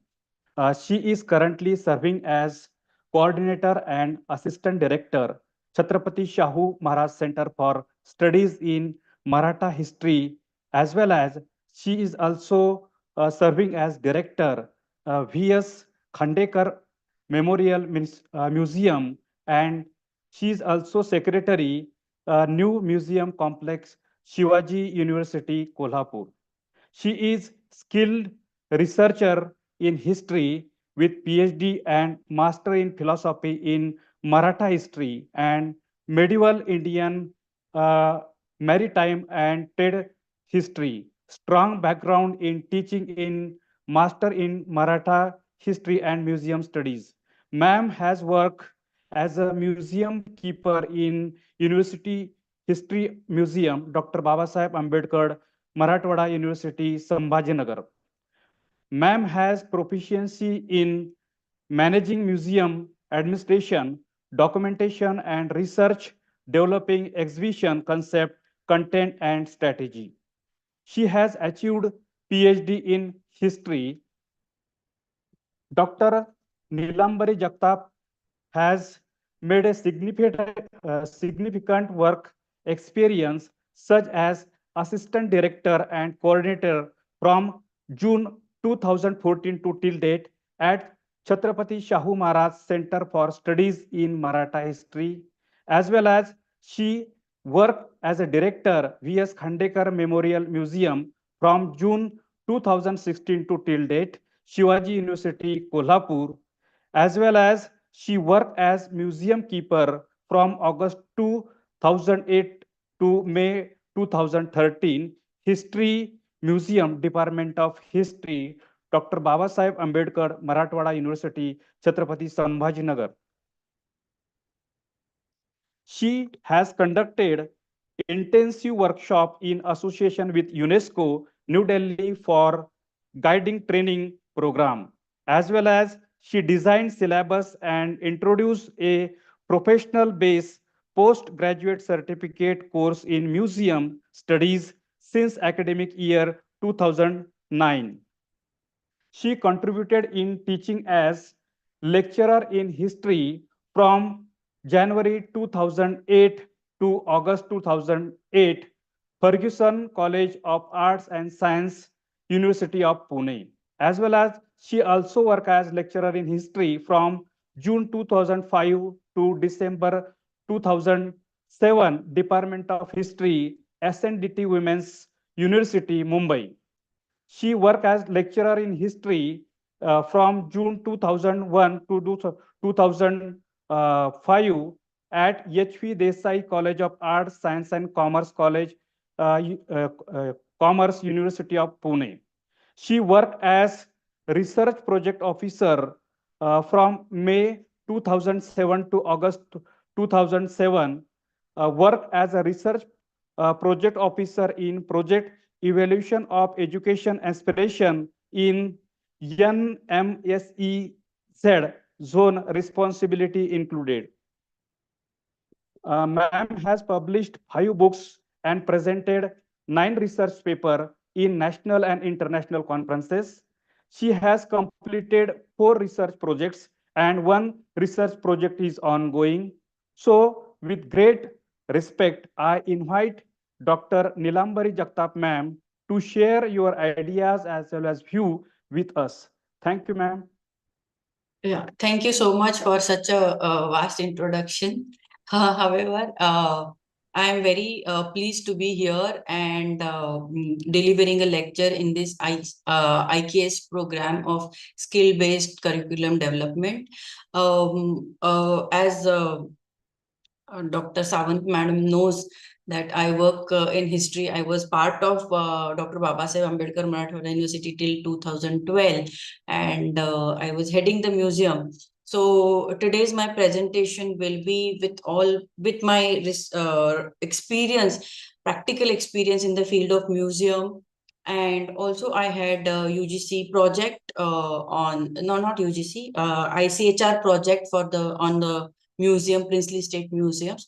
So on the basis of this major project and my practical experience in working in the museum, were dealing with visitors, what I experienced, and with the feedback of the visitors, I have developed this particular lecture. Basically, I will be talking of interpreting museums. So as a source for Indian heritage and tourism studies. So it's a vast subject. It's a vast subject, I say, because to build one museum, you need help of, or you need involvement of people from various backgrounds and various skills. So you need historian, you need architect, you need interior designer, you need a surveyor, you need a person who is well aware of the lights, lights in the museum lights, person who is civil engineer, person who is into tourism department, person who is into whatever is the subject of the museum. So it can be a science, history, sociology, political science.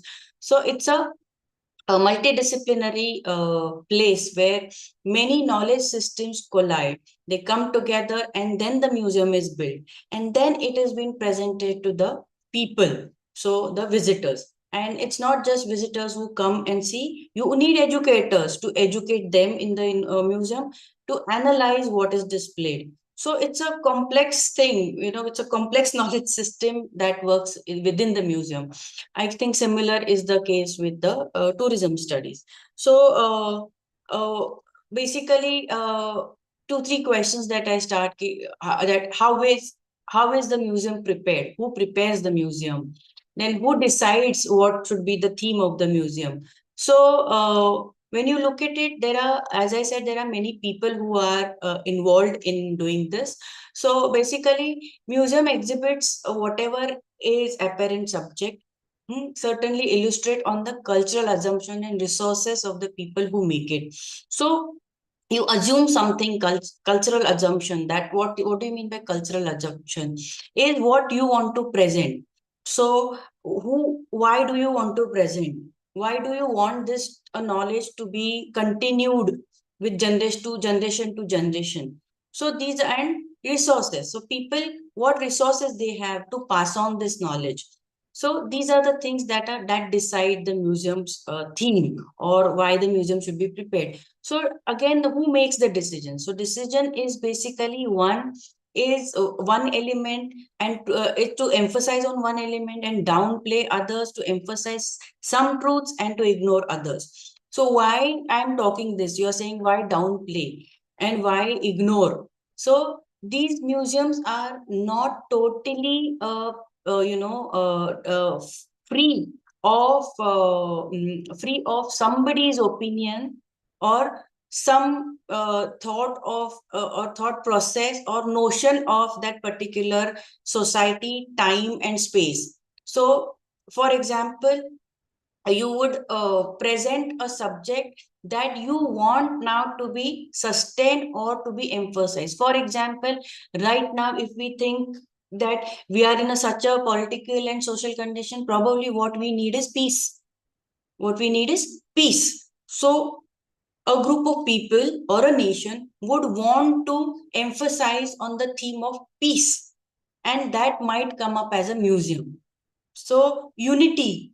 So there can be a unity. A theme can be unity. So you have the Statue of Unity, okay, and a museum there of Patel, Vallabhbhai Patel. So there are so many, the time and space, historical past, what culture you want to retain, sustain, that becomes a main notion of your display.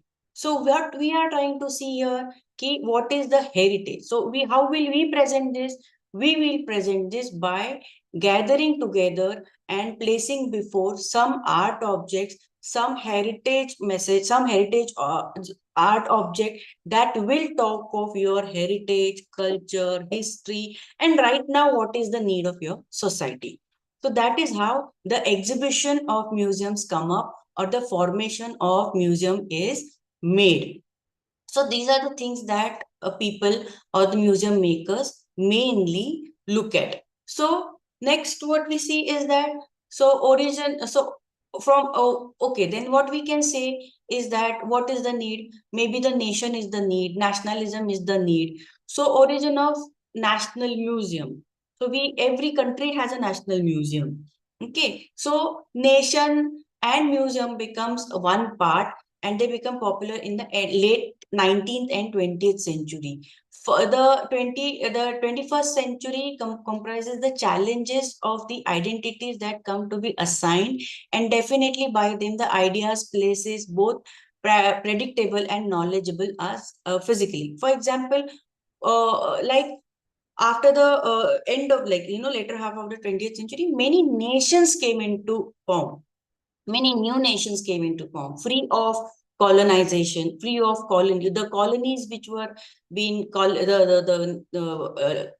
land that was colonized, that became independent, and they all together came up as a new nations.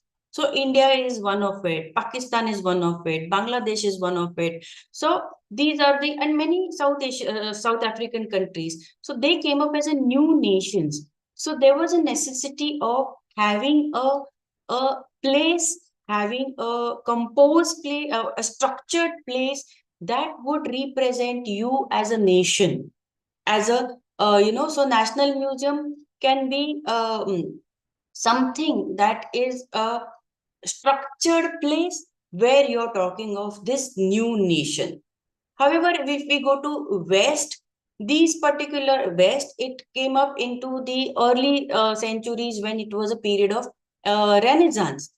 So humanitarian thought that became important at the time of in Europe at the time of Renaissance, and there you have museums. So in Italy, Italian Renaissance, you have new museums. In French Revolution, you have a museum which talk of humanitarian, so which has a display of art objects that were product of Renaissance, so product of new identity for that particular nation, that is a humanitarian, it's a free of church. So these are the topics that came up in Europe. Okay, so 18th century, then again the thought of scientific experiments, rationalism, these are the things that were prevalent in Renaissance period in Europe. So you have a national museums coming up on that theme there. But what about the colonies? Museums in colonies, they came up with the colonization, though they became they were introduced as a part of colonial concept. Still still after the colonies, after these colonies freed this land and new nations were born, you have new museums coming up in these land. For example, in India also we have a national museum which talked of their own identity, own nation. So as I said, that museums in colonial India was a part of a colonial concept. So it was late 18th century when Indian Museum was established in Bengal. In 1784, Asiatic Society in Bengal was established, and they collected lot of Oriental objects to study Orient.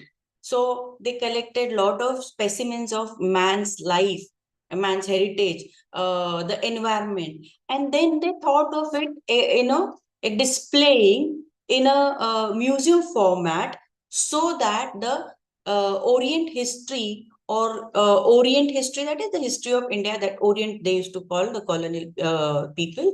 So that should be presented for its studies, and as well as for the people who came to India from outside. So that's how you have in 1814, you have first Oriental Museum of Asiatic Society in Calcutta.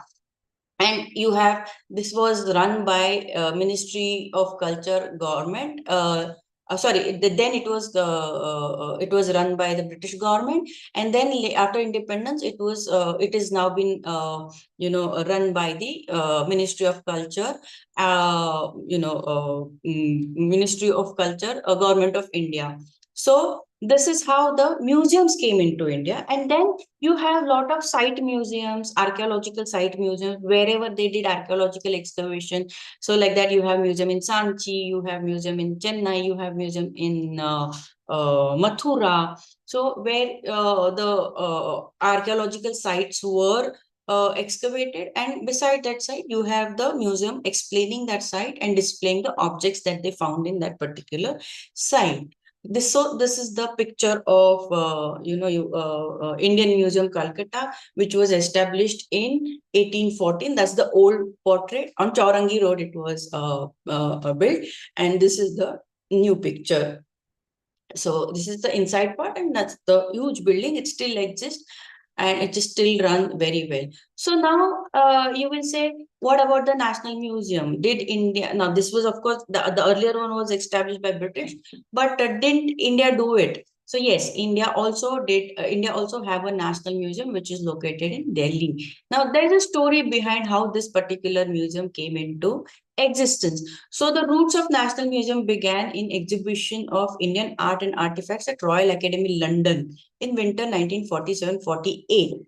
So, so I give a background here that British people used to hold lots of exhibitions in London, where they used to carry the best specimens of their colonized countries and have a display there for a year, 2 year, 5 year, and then return it to again to that particular colony, India.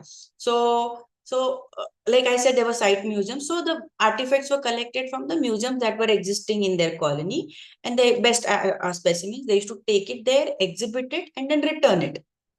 And then that used to go back to the respective museums, say Mathura, Calcutta, they used to go back to their one. What happened is this particular museum, this exhibition for Royal Academy in London, it went there, but 47, we had, there was talk of independence and India got independent. So in a hurry, they returned it, and then they returned it and it came and placed at Rashtrapati Bhavan. They did not have time to, return those objects to different museums from where they had collected, like Calcutta, Chennai, Bombay, wherever. They couldn't. So what happened? They just got it and they left it in the Rashtrapati Bhavan in 1949. So now what to do? Because now this was the part, this should be done by the Indian government that distribute it and give it back to them. But what happened when it came to Rashtrapati Bhavan? As you know, the Rashtrapati Bhavan also has a section of a museum. So they displayed it in Rashtrapati Bhavan.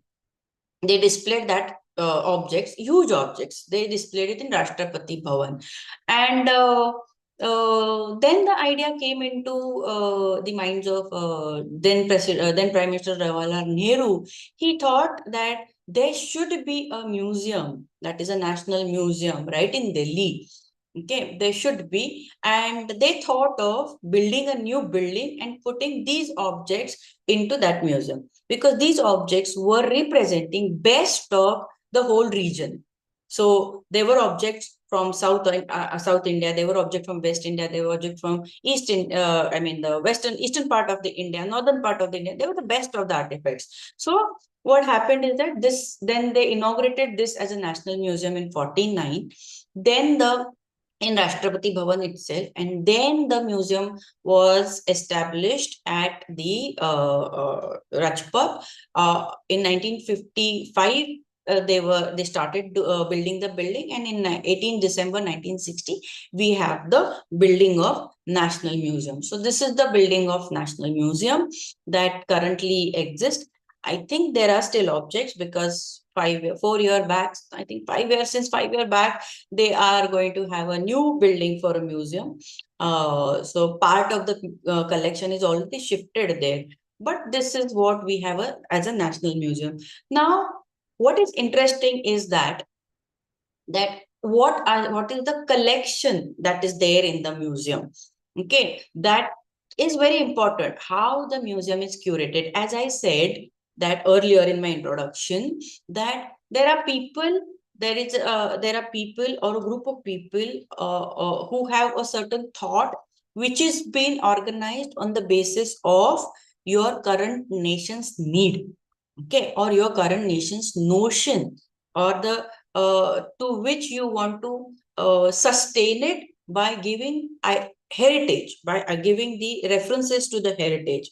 So this is the National Museum. So first gallery that you have is of Indus Valley civilization, Sindhu Sanskriti. Now, where did they get the objects from? Yes, the objects were from Archaeology Survey of India, and that building is right beside this building. So they borrowed certain objects that would explain Indus Valley civilization as the first civilization, first urban civilization, you can say, or first rich civilization of this land. So you have a first gallery of Indus Valley civilization. Then you go next, then you have this sculpture gallery. Now this sculpture gallery represents the best art of the ancient India, of all the regions of India. Okay, so you have Mathura art, you have Gandharva art, you have the Chola art. So all these arts are explained as a next gallery. So you are moving with the historical, the chronology. So you have Indus, then you have the ancient past, then you come to the miniature gallery. Now, these miniature paintings, again from ancient to medieval age. So what is this miniature paintings are? These miniature paintings are the small canvas on which the paintings are drawn. Now these paintings are from all over India. Now these paintings, so you have different schools in it, like you have a Jain school, you have Mughal school, you have Rajput, you've got Maratha, you've got Rajput sub schools you have. What does this painting talk? Again, these paintings talk of the historical past of India, this land. So you have mythology representation, you have the court culture representation, you have nature's representation, you have war representation, you have flora fauna representation of this particular country, mythology, religious beliefs, position of women. You talk of a subject and you can take out from this. So this is displayed as a third gallery in the museum. Like that, it goes ahead. Then you have arms armament gallery. You've got the coin gallery. Now, one question that in one house, in one building, which is being structured as a national museum, quote unquote, national museum. Now, this nation, the concept of nation, India as a nation, and India's main basis as unity in diversity.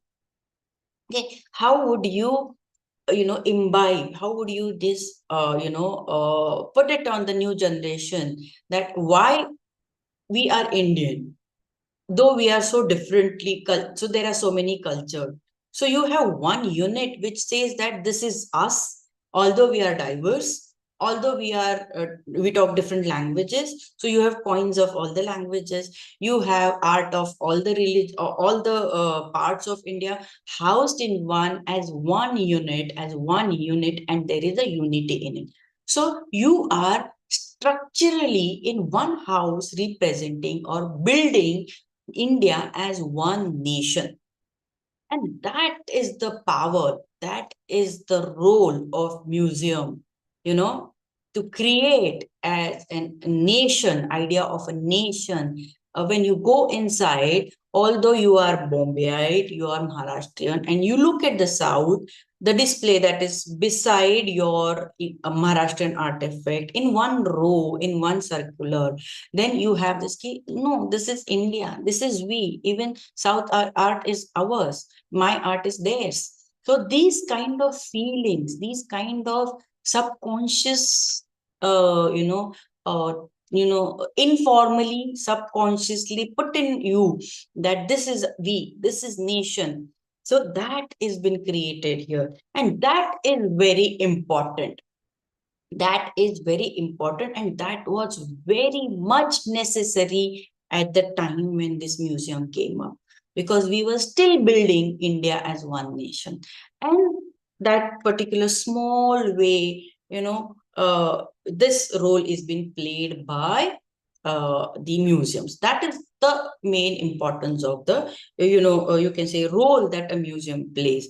Like I said, now this was the time when India was becoming a nation. Now we think that, okay, fine, we are nation, but now again, there is something going wrong and we are fighting, on language basis, on caste basis, on many bases. So what is necessary? So peace, peace, peace. We want peace now, we're tired of it. So stable it. So make a peace again, make unity. Or so again, you have museums now recently coming up with Gandhian thought, or unity, statue of unity that is coming up with the museum there. So these are the things that museum keep on playing its role as we move ahead.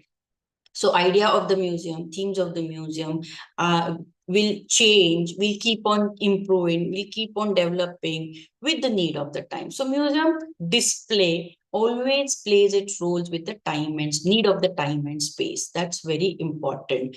So in colonial period also we have say that how like this has been explained by Kalpan. So colonial encounter were very often violent and generated sparks of resistance that would later ignite movement for independence that were played out in the post World War II. This is what I talked of, and particular of the historical global context. So the displays of 20th century mainly saw encouragement to the ethnicity in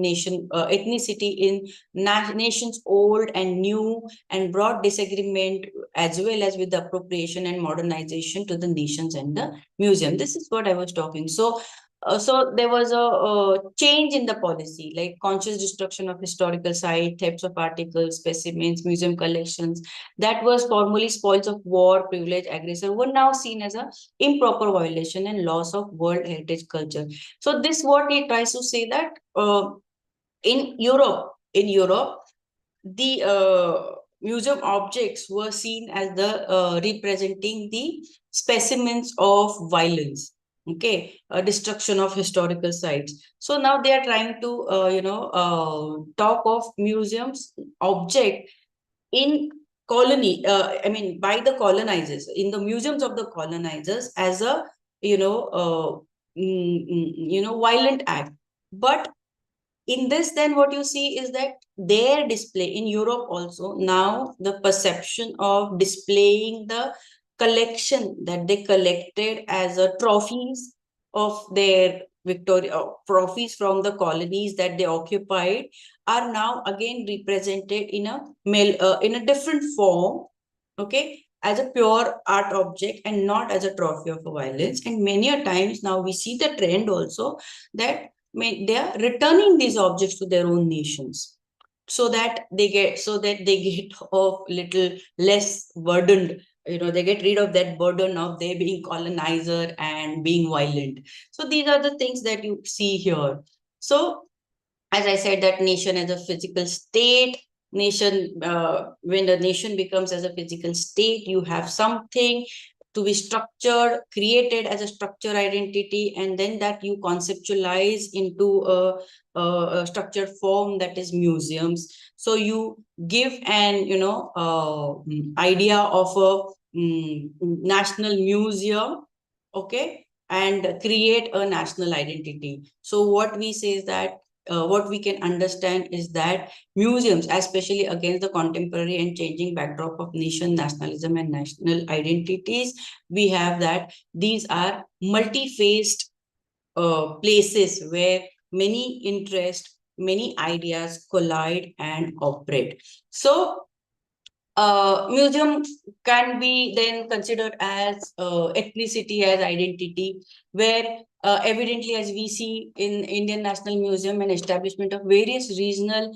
private and community museums, where the displays are consciously made to establish, retain and continue to coexist of unity in diversity, at the same time acknowledge the liberty of various ethnic groups. Now for this statement, you have the tribal museum, if anybody has seen it in Bhopal, where you have a museum of museum of tribals. So all over India, many whatever the tribals forms of different tribals exist, they are displayed there together.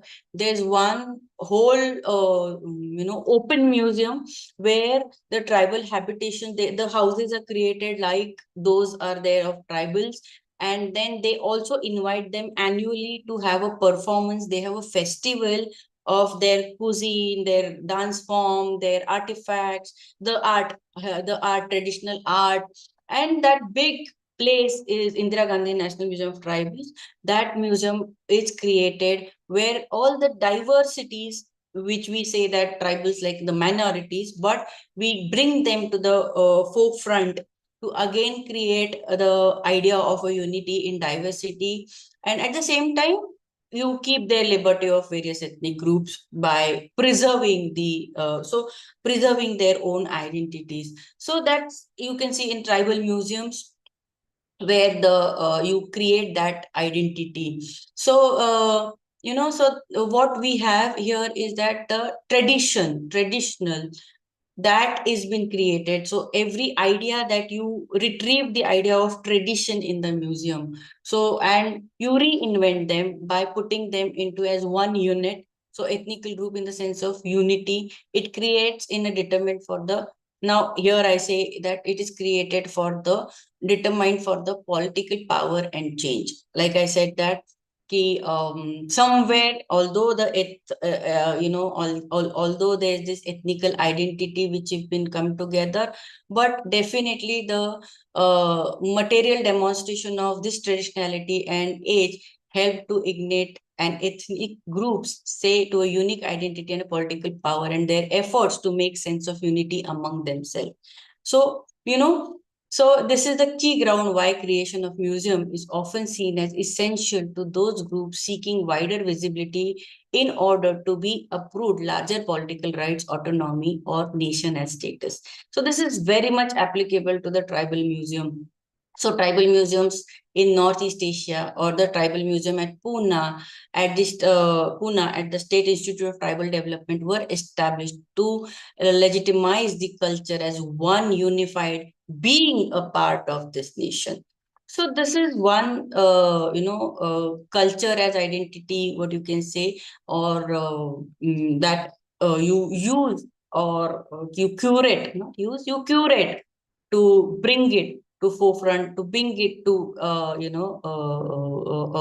bring or to give an identity to a section of a society that probably feels neglected or that probably is not seen on the forefront.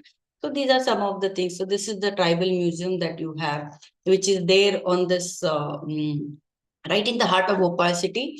And the inside museum, you have these type of displays of their lifestyles of these tribals with all the, they've made it like real ones. So these are the, this is what I was talking of. Next hill, you have in acres, you have these type of their houses built right to the size. They're not miniature or something, and every example has been created. The tribals are annually invited at the festival where they do perform their culture, and people are invited to see, people are invited to be part of it. And this is how you see a cultural so actual size of various tribal communities become part of a composite village built as a museum. So this is the composite village. You have all the tribals living there at least for a month or month that program goes, and or you go and you see every part of tribals there, and you be amazed about the diversity, the variety, the you will be amazed about the art that the tribal art. So this is sense of, again, you gives them an acknowledgement, gives tribals as an acknowledgement, one culture that gives an acknowledgement by the same culture of, by people of the same nation. So these are some of the things that museums can be built and used. What is museums like that? It is dedicated to conserving, continuing, communicating the value of the world's natural and cultural heritage. It sets standards for personal, professional exchange, ethical behavior, illicit traffic, and prevention. So in India, our colonial and nationalist historian offer not just a notable message in understanding the production and institution building. They also make available evidence to post of a host of ambivalence and discussions that reside at the heart of the practices of anticipating in different ways the predicament and danger of the present. We can take a case example of the kind of uses to which archaeological knowledge are deployed by professional and intellectuals in both pre and post independent India. So it is what we can say is that it's been always they always that they're always reminded many fine lines of division drawn among the fabrication, development, and imagination. The critical issue here is to understand the manner in which Study India, which frequently sanctions and authentified itself on the strength and such imagination of minds to build and rebuild edifices of the nation, archaeological and historical past. This past, which is built, rebuilt, reimagined, is represented in the displays themes of museums at national, state, local level, museums including university museums and the object and artifacts. Thus, even as a colonial official blamed the failure of museum in India to function as bodies of popular education, we see over the early 20th century a steady expansion of museum organization throughout the empire and the princely states of colonial India. What we have is that what they mean is that what does this mean? Probably the what in what way colonial people wanted museum to function, they failed, but still India is being able to expand museum organization that is playing a role of nation building. That is what we can conclude here. So maybe we can conclude that museum stood forth as a surest symbol of official custody over countries' art and archaeological treasures, the main maker of new regional political, a main maker of new regional political identities, and the chief locus of Indian art historical scholarship. See, for example, you can take example of even changing the name of the museum makes a lot of for example, Prince of Wales Museum, which is in Bombay, the name itself was transformed into now Chhatrapati Shivaji Maharaj Vastu Sangralaya in early 20 I think this was around 2005-6. So what was the necessary of changing the name of the museum from Prince of Wales to Chhatrapati Shivaji Maharaj Museum? Now, this is also becomes a part of a regional political identities and its importance. And then you make this change. So chief locus of Indian art and historical scholarship is on that. So this does not project of various ethnic subnational identities onto monuments, artworks, stand in way of constitution of composite Indian art history and the packaging of history as the embodiment of the nation, that ultimately achieving the object of nationalism and nation based on Indian basic mode of secular and popular culture.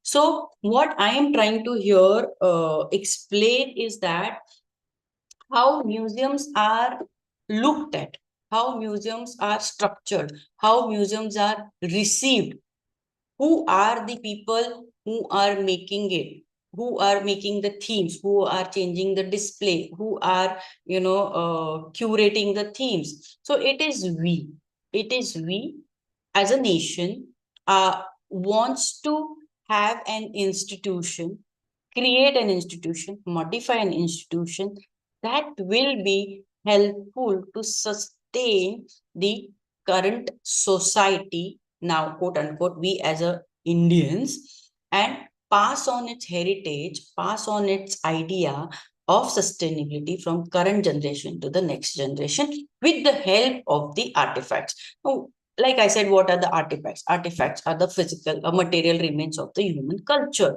So through which we are trying to explain, we are trying to preserve the heritage of India. So many people say, क्या है उसमें? ये तो past का है. क्यों बताना है? So these are some things that we talk. But then I always tell them that if you do not have your heritage, you do not have your identity.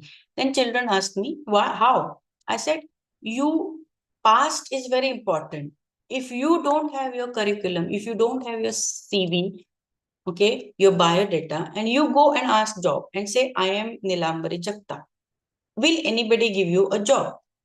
No one will give you a job unless you tell, this is my past, I have studied history or I have studied mechanical engineering. Studying mechanical engineering is your past. So unless you have proof of your past and you tell your past, you don't have your identity today at present, and neither you can have a future over it. So is your object, your heritage is very important, and that has to be preserved and told to the next generation. So that's the role which in a formal and informal way is being preserved, presented, and carried forward to the mode of the museum. So that is the role of the museum, which initially I wanted to explain. So I have made another PPT. So this goes as my second part of the lecture. Now, I will just share that PPT and will continue my lecture.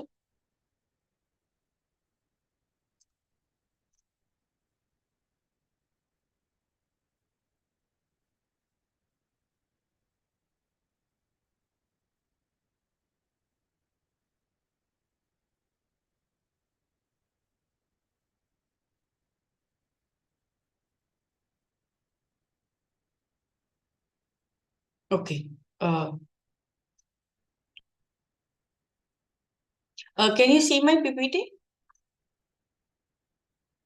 Hello? Yes, ma'am. Yes, madam. Yeah. Okay. Yes, ma'am. Yeah. Yes, ma'am. Okay. So, can it be seen as a full screen? No, ma'am. Yes. No. No. Just a minute.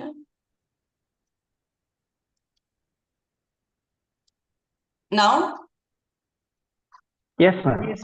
Okay. So now I move to my second part of it, that I'm trying to explain here with the example.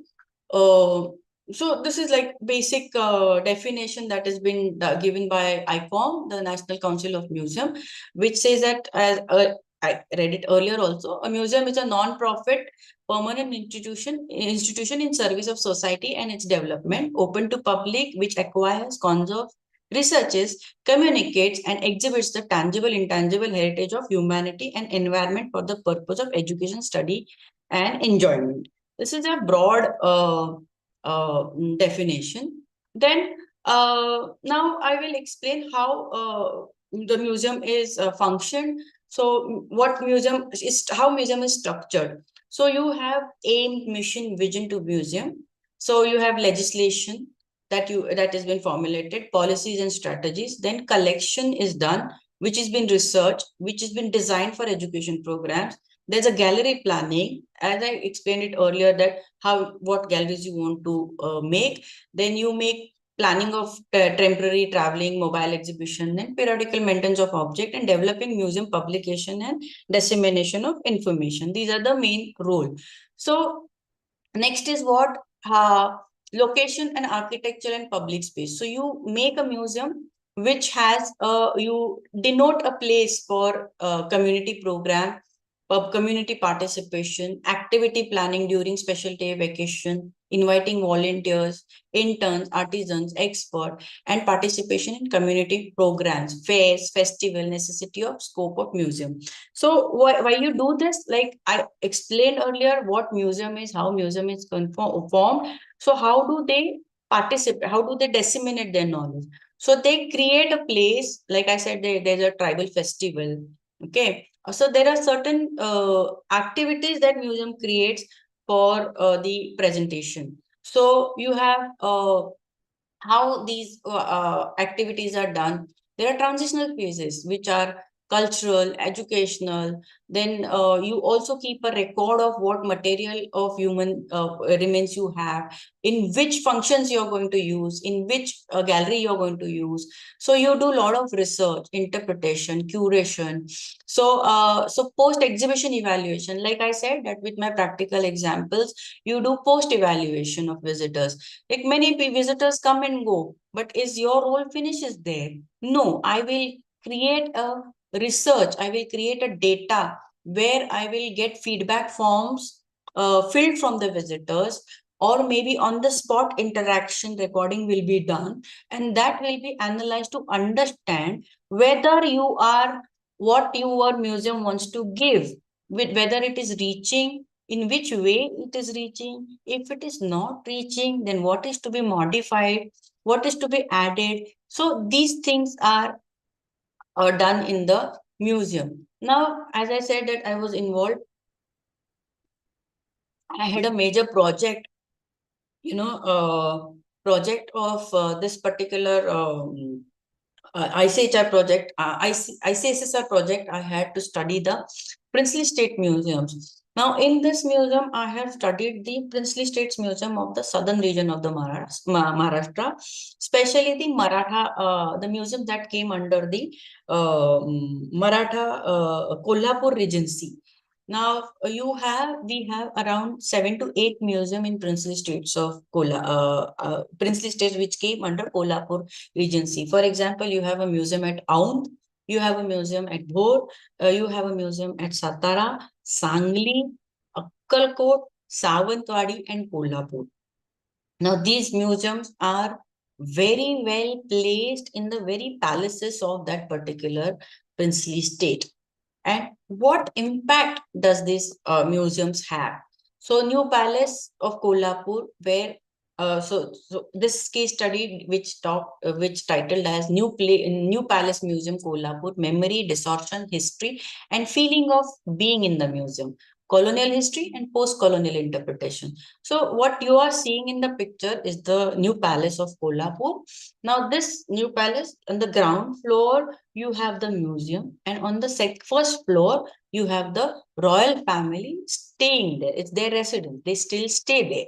The Shahu Maharaj, still current Shahu Maharaj, and his family stays there. So, and down the ground floor, you have the museum. Now, I prepared a certain type of a survey here where I studied object independently and visitors reactions to those objects. So I had a feedback form and what conclusions I could draw. Now, this particular New Palace building, which was the architect of this building was Major Mant, and it was completed between 1877 1884. The watch on the tower is of Land and Beckley Company, London, and this is the building where today museum is there, and this watch still works. So this is the place you're going to enter as a museum. So this is the history that I talked. So as I said, the current Maharaja stays there, current Raja stays there. This museum has different galleries on the ground floor, which is a fine collection of costumes, weapons, games, jewelry, embroidered artifacts. Then you have the elephant the paraphernalia such as the as a silver elephant saddle you have.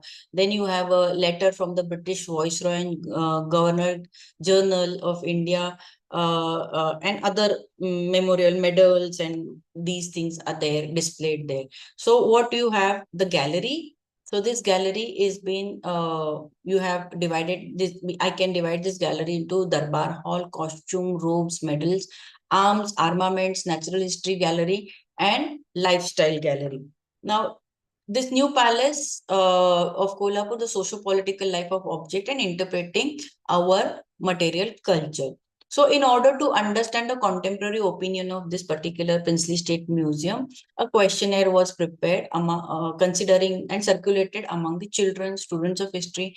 I divided the visitors because it was necessary, because children would react differently, students of history would react differently, and general visitors would react differently, and expert in history will react differently. Now, when you do understand this museum from the point of view of interpreting it, criticizing it, or developing to the needs of current society, you have to consider you have to divide the criteria among the visitors, because each one will have a certain group of people will have a different understanding of the object. Because student of history, there's a difference between student of history and student of science. There's a difference between educated and non-educated who would understand this particular object or receive this object. Not necessarily objects are received in the same way by everyone. So because object is displayed neutrally, normal form of displaying object is neutral. You will say, what is neutral? Neutral is you represent, you put up an object the way it is. Okay, the way it is. Like I was talking of that, now the you say England, okay, is displaying their objects differently. Not like previously. Previously, there were great exhibitions. They used to display this object as their glory, as their trophy. Okay. Now that was fine until they were justifying, they were, boasting their success in their country. But now you do not do this. Okay. You put this as a neutral, as an object. You don't put this as a trophy. You talk of that aesthetic of that art, aesthetic of that object. You display the art of that object and not that object as a one glorified object of your war trophy. Okay. So what is the method? So putting that object in a neutral sense allows the receiver to receive it in his own understanding. Okay. So for example, if I write and say, if I put this object and I say, this was an object which I received as a, as a success, or as a, medal, for this particular war, winning this war. So you will say, okay, this is an object which he got because he defeated a particular person. Okay. So is important. Okay. But now I want to say, now probably that war was fair, unfair, that's a different thing. But now I put that this object is made of this particular metal, it is of this particular art, and this art is a very very fine art that has been a unique piece. So it becomes a neutral representation of that object. Other is that you have curated it and you are putting it your victory in particular war. And here, same object, you're displaying it neutrally by talking of its make, that it has been made of glass or metal or whatever, its art form. So it is neutrally presented. Okay. So when, of course, you do write that from where the art has come, but now you have an object which is neutral, which will be received by others neutrally, either neutrally or with, or whatever is his understanding. If he is a very nationalist, he will say, fine, see, we are the victory, we are the people who ruled the world, and that is why we've got this trophy.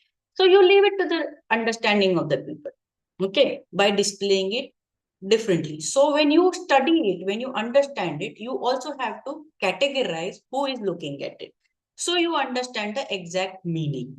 So here, for example, questionnaire based evaluation, when I made, the children could, for example, the first question was, do you understand what is princely state?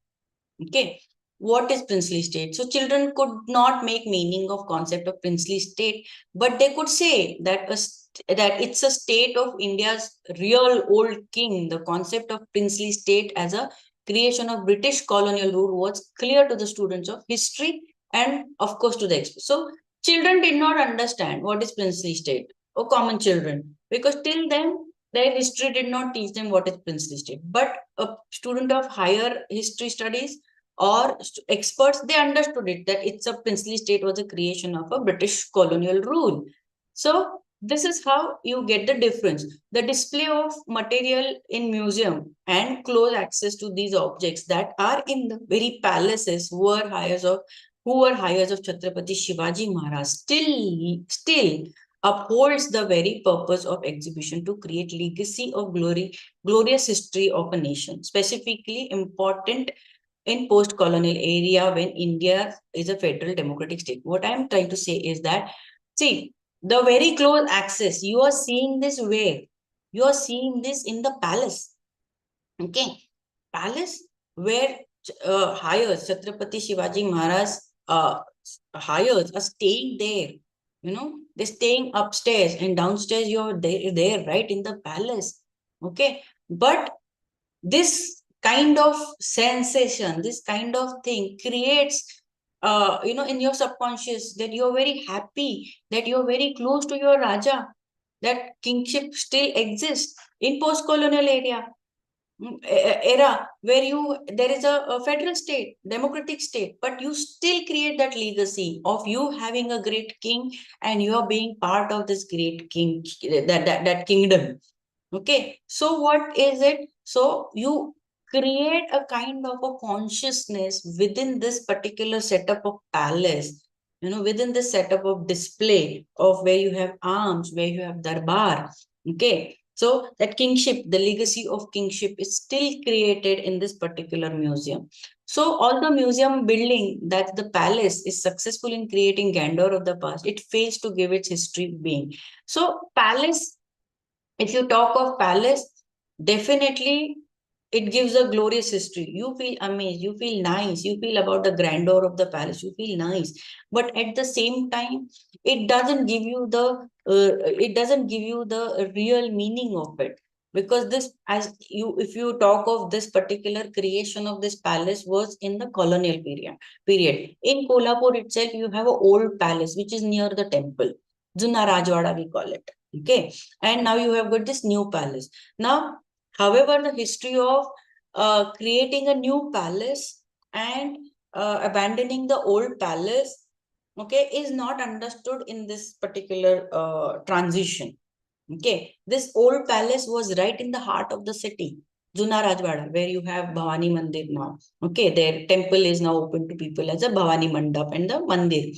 Now, in colonial period, Britishers built this, asked the princely state to build this new palace, okay, saying that the old palace is not up to the mark of the British culture or something, and the king needs a bigger palace and a bigger and a nicer place to stay.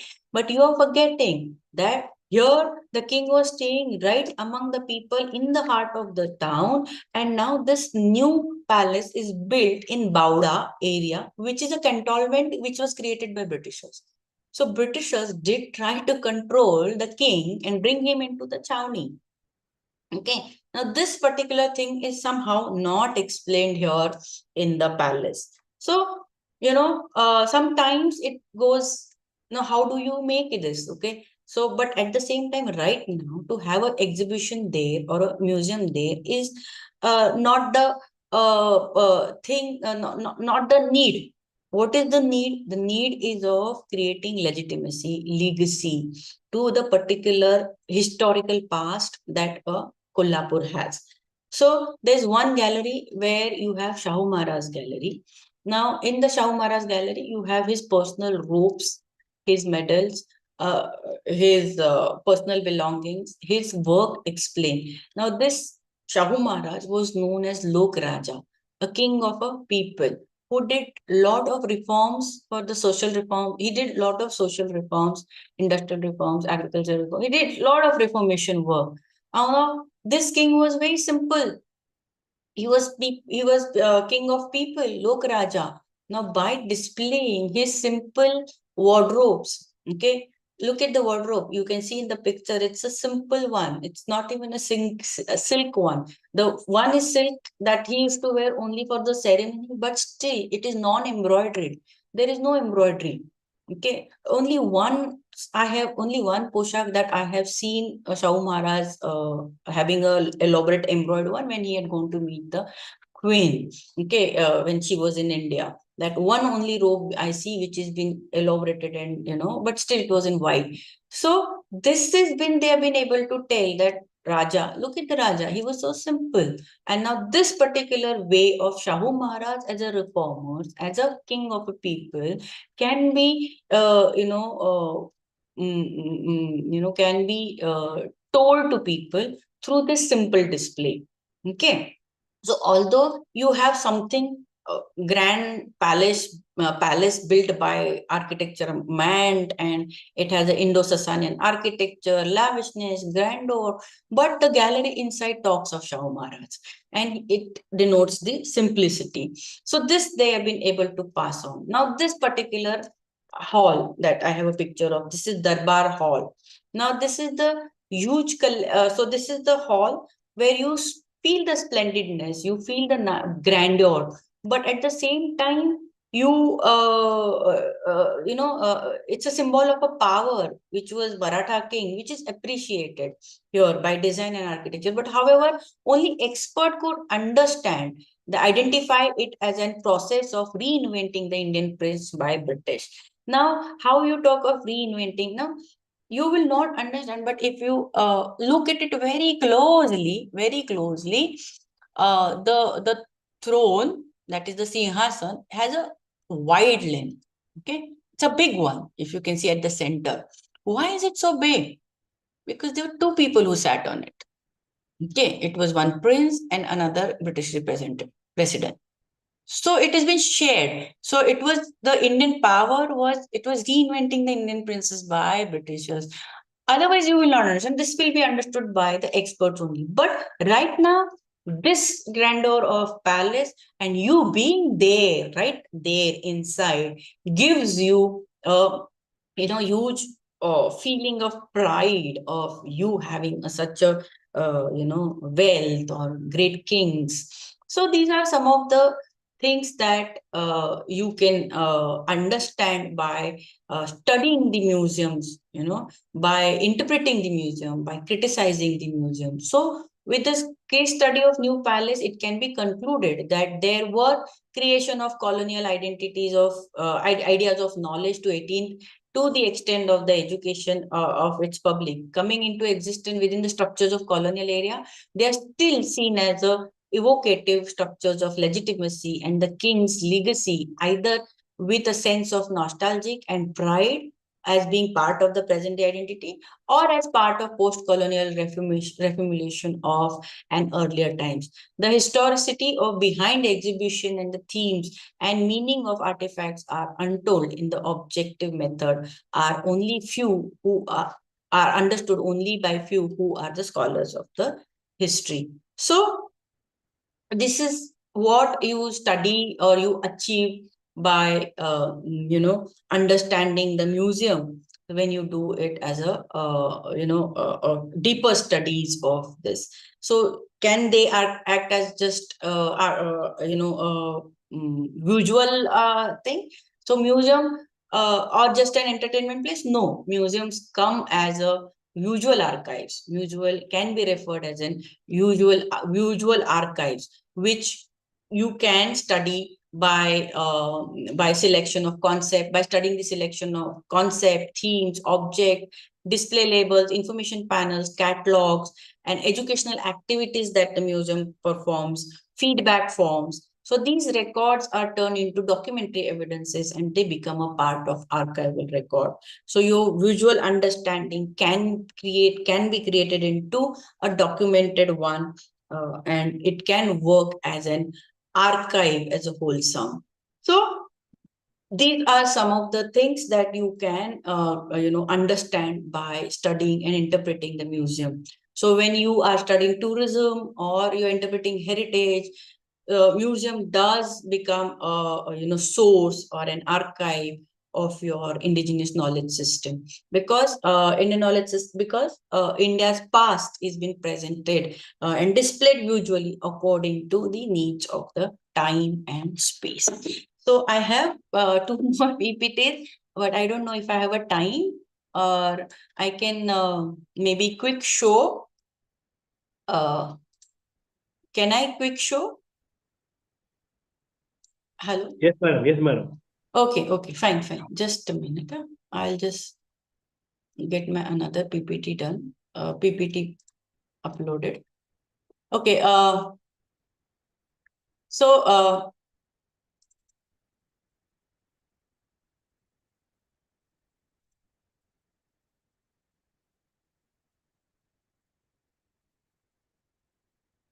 why is this PPT?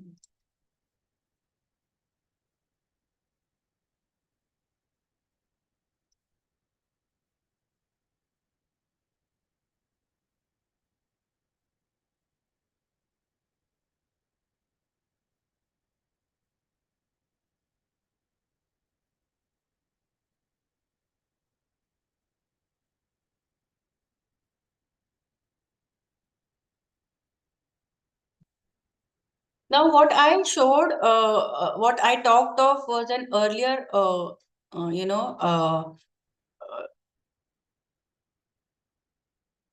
was a case study of a museum, but a whole museum. Earlier we talked of creating of national museum, idea of museum, concept of museum, and then I went into the micro thing of studying a museum of a particular theme, that is the Princely State Museum. Now, if you study an object, if you go object wise, so there are so many objects that get displayed in the museum. Like I said, miniature paintings. So now one miniature painting, one theme of a miniature painting can tell you so many things. So so through paintings, one subject can be explained. So here I took nature of representation of nature and religion. Now here I took the example of Baramasa painting. Now, this very painting, the set is there in Aurangabad, in the Dr. Babasaheb Ambedkar Marathoda Museum's History Museum has this collection. And it's a catalog is also published. I don't know how many of you have seen, but at least 1, 2, 3 would say that we've seen this catalog. It's there on the sale also. So how museum talks of nature. So there are museum or the object. So one object you choose, and like I said, there are so many subjects. So one object that is a miniature painting. Now this miniature painting is called Baramasa painting. So our Indian 12 rutus, okay, Indian 12 season months are explained here. So month of Chaitra. Now if you look at this painting, you have the nature, the human beings are dressed, are placed as per the nature. Okay, so and this normally the representation of people come there as a Radha Krishna.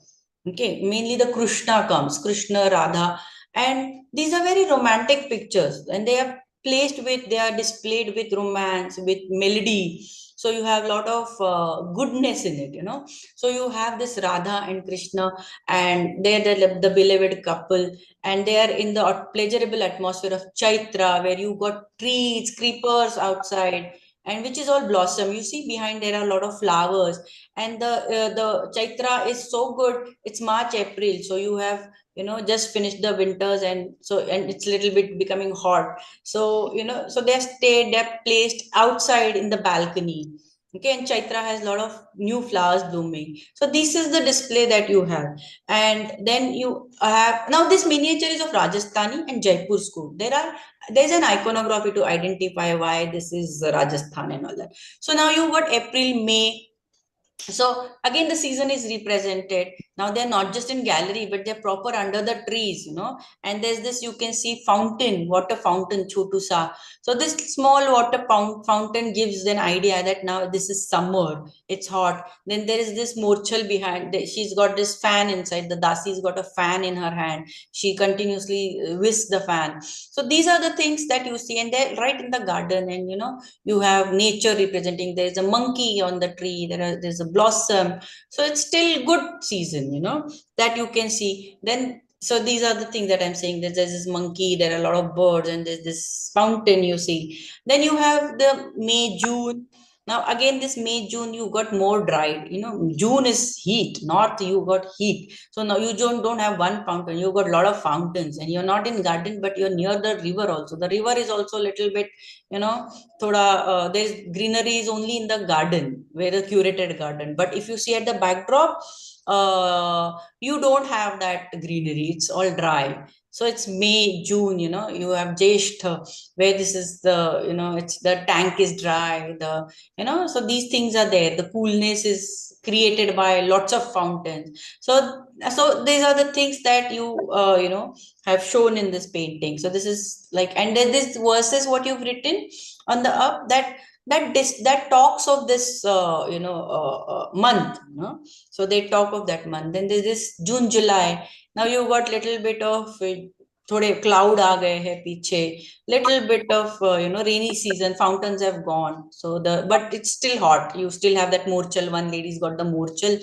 one lady's got the fan in hand. Then you've got the Shravana. Now Jhula, we have this playing of Jhula. Shravan, you've got so that Jhula, the Krishna Radha, they're playing Jhula.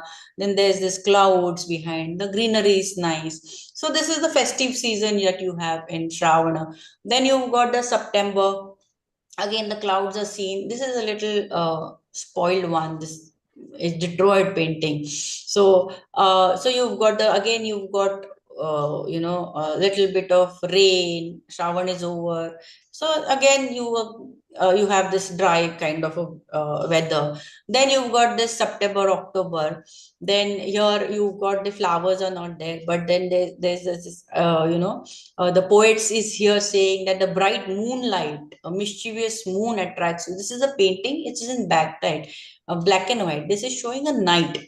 Okay, so you have September, October, you've got good moonlight. So in that moonlight, they are having they're romancing. So there's a mischievous moonlight that attracts. The poet writes there, whatever is written on the verses, it's interpreted that way. Then you've got month of Kartik, October, November, you've got Diwali. So you've got this Diwali thing playing. Okay, so you've got this lamps and everything is lit in bright light. So this is the Diwali season. There's Lakshmi Pujan. If you see, here, if you see here, there's a puja done. Then you have another November, December. So again, this is the, if you see their costumes, they now they have an additional overcoats. Okay, so winter is coming. So that's the indication. So Krishna, and she has that overcoats, and they are made of a little bit of velvet types thing. So these are the things. Then you've got the Pausha, where there is cold. So you've got this heater. You've got the heater here, and they're now inside. Okay, they are now inside the house because now it's cold. Okay, so these are the things that they represent nature. Again, it is month of March, January, February. So you have again a pleasant weather where you can sit in the balcony and enjoy the season. Then you've got the Holi, Falguna. This is the Holi festival being celebrated here. You see, they are playing Holi here. So these are the things that you see in this painting. Now there's a different school. Now another nature you talk of is through the rag. You have in Indian classical music, you have ragas. So you have five male rags. You've got ragini, six male rag, and then you've got five raginis, and each rag has 8 putra. So it's a family of 84 people. And so this is ragini Madhavi, and she's been always depicted with peacocks, feeding peacocks, playing with peacocks. And so then again, there you can see there's extreme dark clouds, which indicates that her lover is coming back home. So through nature, you're talking of human feelings and way of behavior. Then there's this Bundi Ragini. This is Kumodini Ragini. So then again, this is Meg Mallar, is always shown in Krishna, who dances. So this Meg is one of the main 6 rags of Hindustani classical music system. Melodious Meg, clouds, is supposed to attract and thus sung during raga and thus are sung during the monsoon season, which is associated with the end of the night. So these are the rag Meg Mallar, which is normally shown by the Krishna. So these are some of the, so from macro to micro level, we've seen that how objects can be useful for studying the heritage and explaining our knowledge systems, explaining how our knowledge was explained through various, denoted, preserved, sustained by way of art. That is the by way of art. That is the main purpose of the museum. Or you can say that is what is museum is important for. Otherwise, if they weren't museum, these art would have got destroyed. And so collection of museum art is very important for sustaining our heritage, culture, passing on to the others, interpreting it as per the needs of current political situations, social situations. So this is what I have 2 more PPTs, but I guess now I end my lecture here. I mean, if there are, I would like to take some few questions if you have. Participants, if you have any questions, you can go ahead.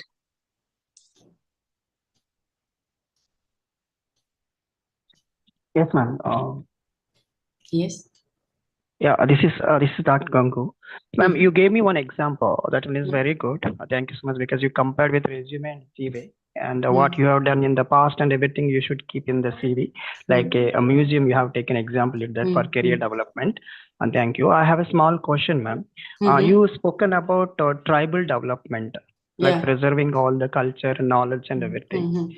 Ma'am, one problem is there. Nowadays, you know that all tribal people, they are not living in their places. They are moving to migrating to other places like towns and where they will get all facilities like economically, socially, all.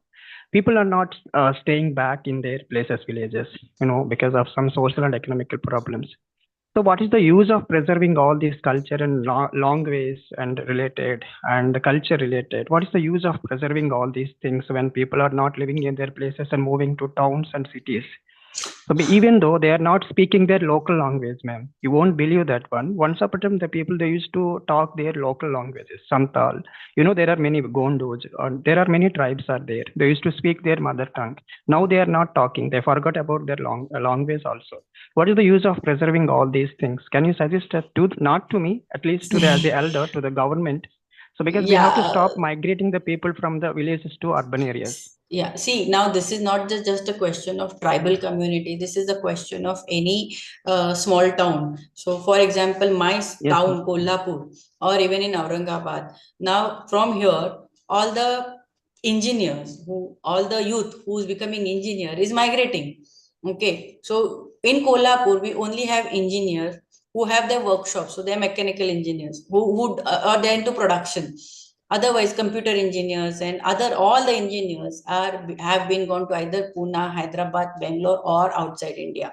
Okay, so this is the question. This is the issue that's not just tribal, but it's to the whole India, I would say. And I would be a very small person to comment on it. But probably government has to think on the policy that there should be less migration within the country and outside the country. So maybe what I can suggest, if we are talking of tribal, is that by preserving their culture and, like I said, skill based tourism. Okay, so if they increase some component of a tourism, that people would go there and visit and create for example, create them some source for their living. For example, I would say, it's not related to here, but in Europe, there's this not Europe. There's this competition called triathlon. Okay, Ironman.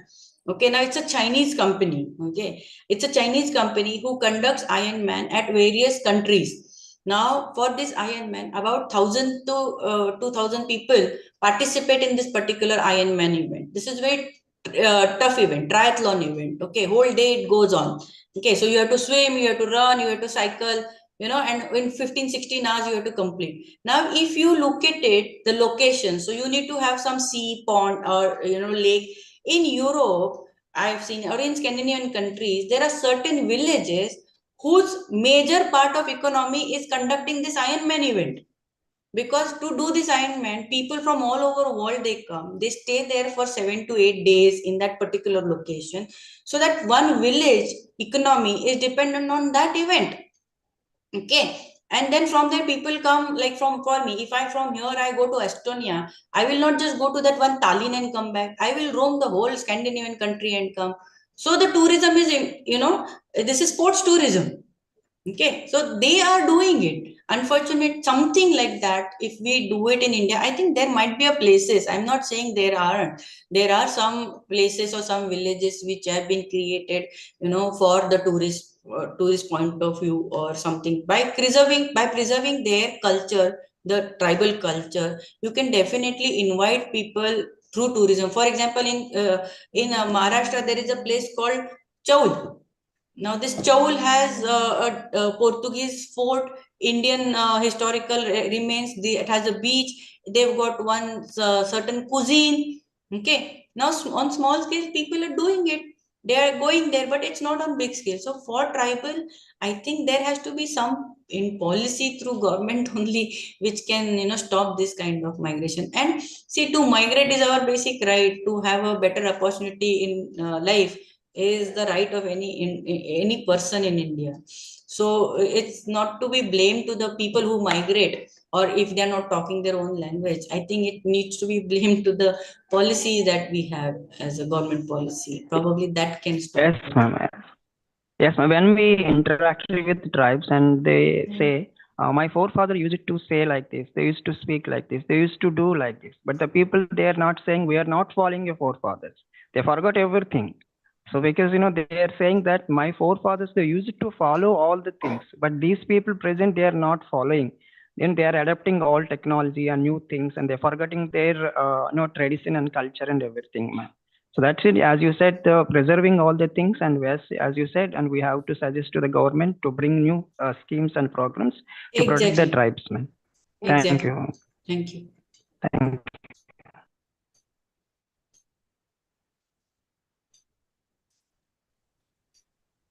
If you don't have further questions, we'll go for vote of thanks.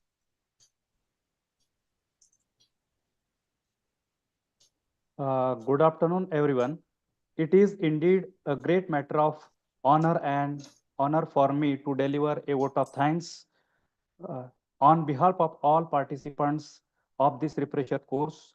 First and foremost,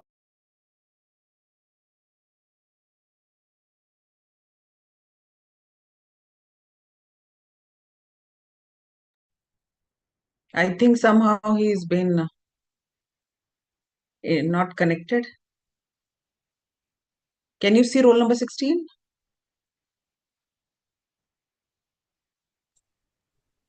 I think network issue है, 2 minute join कर रहे शायद. Yes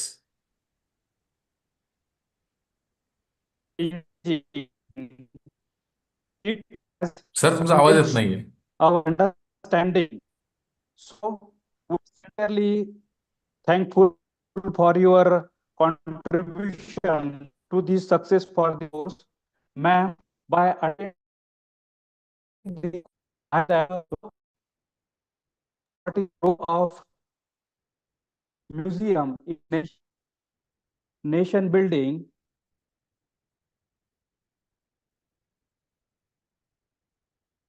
I think any of the other participants can please give the vote of thanks.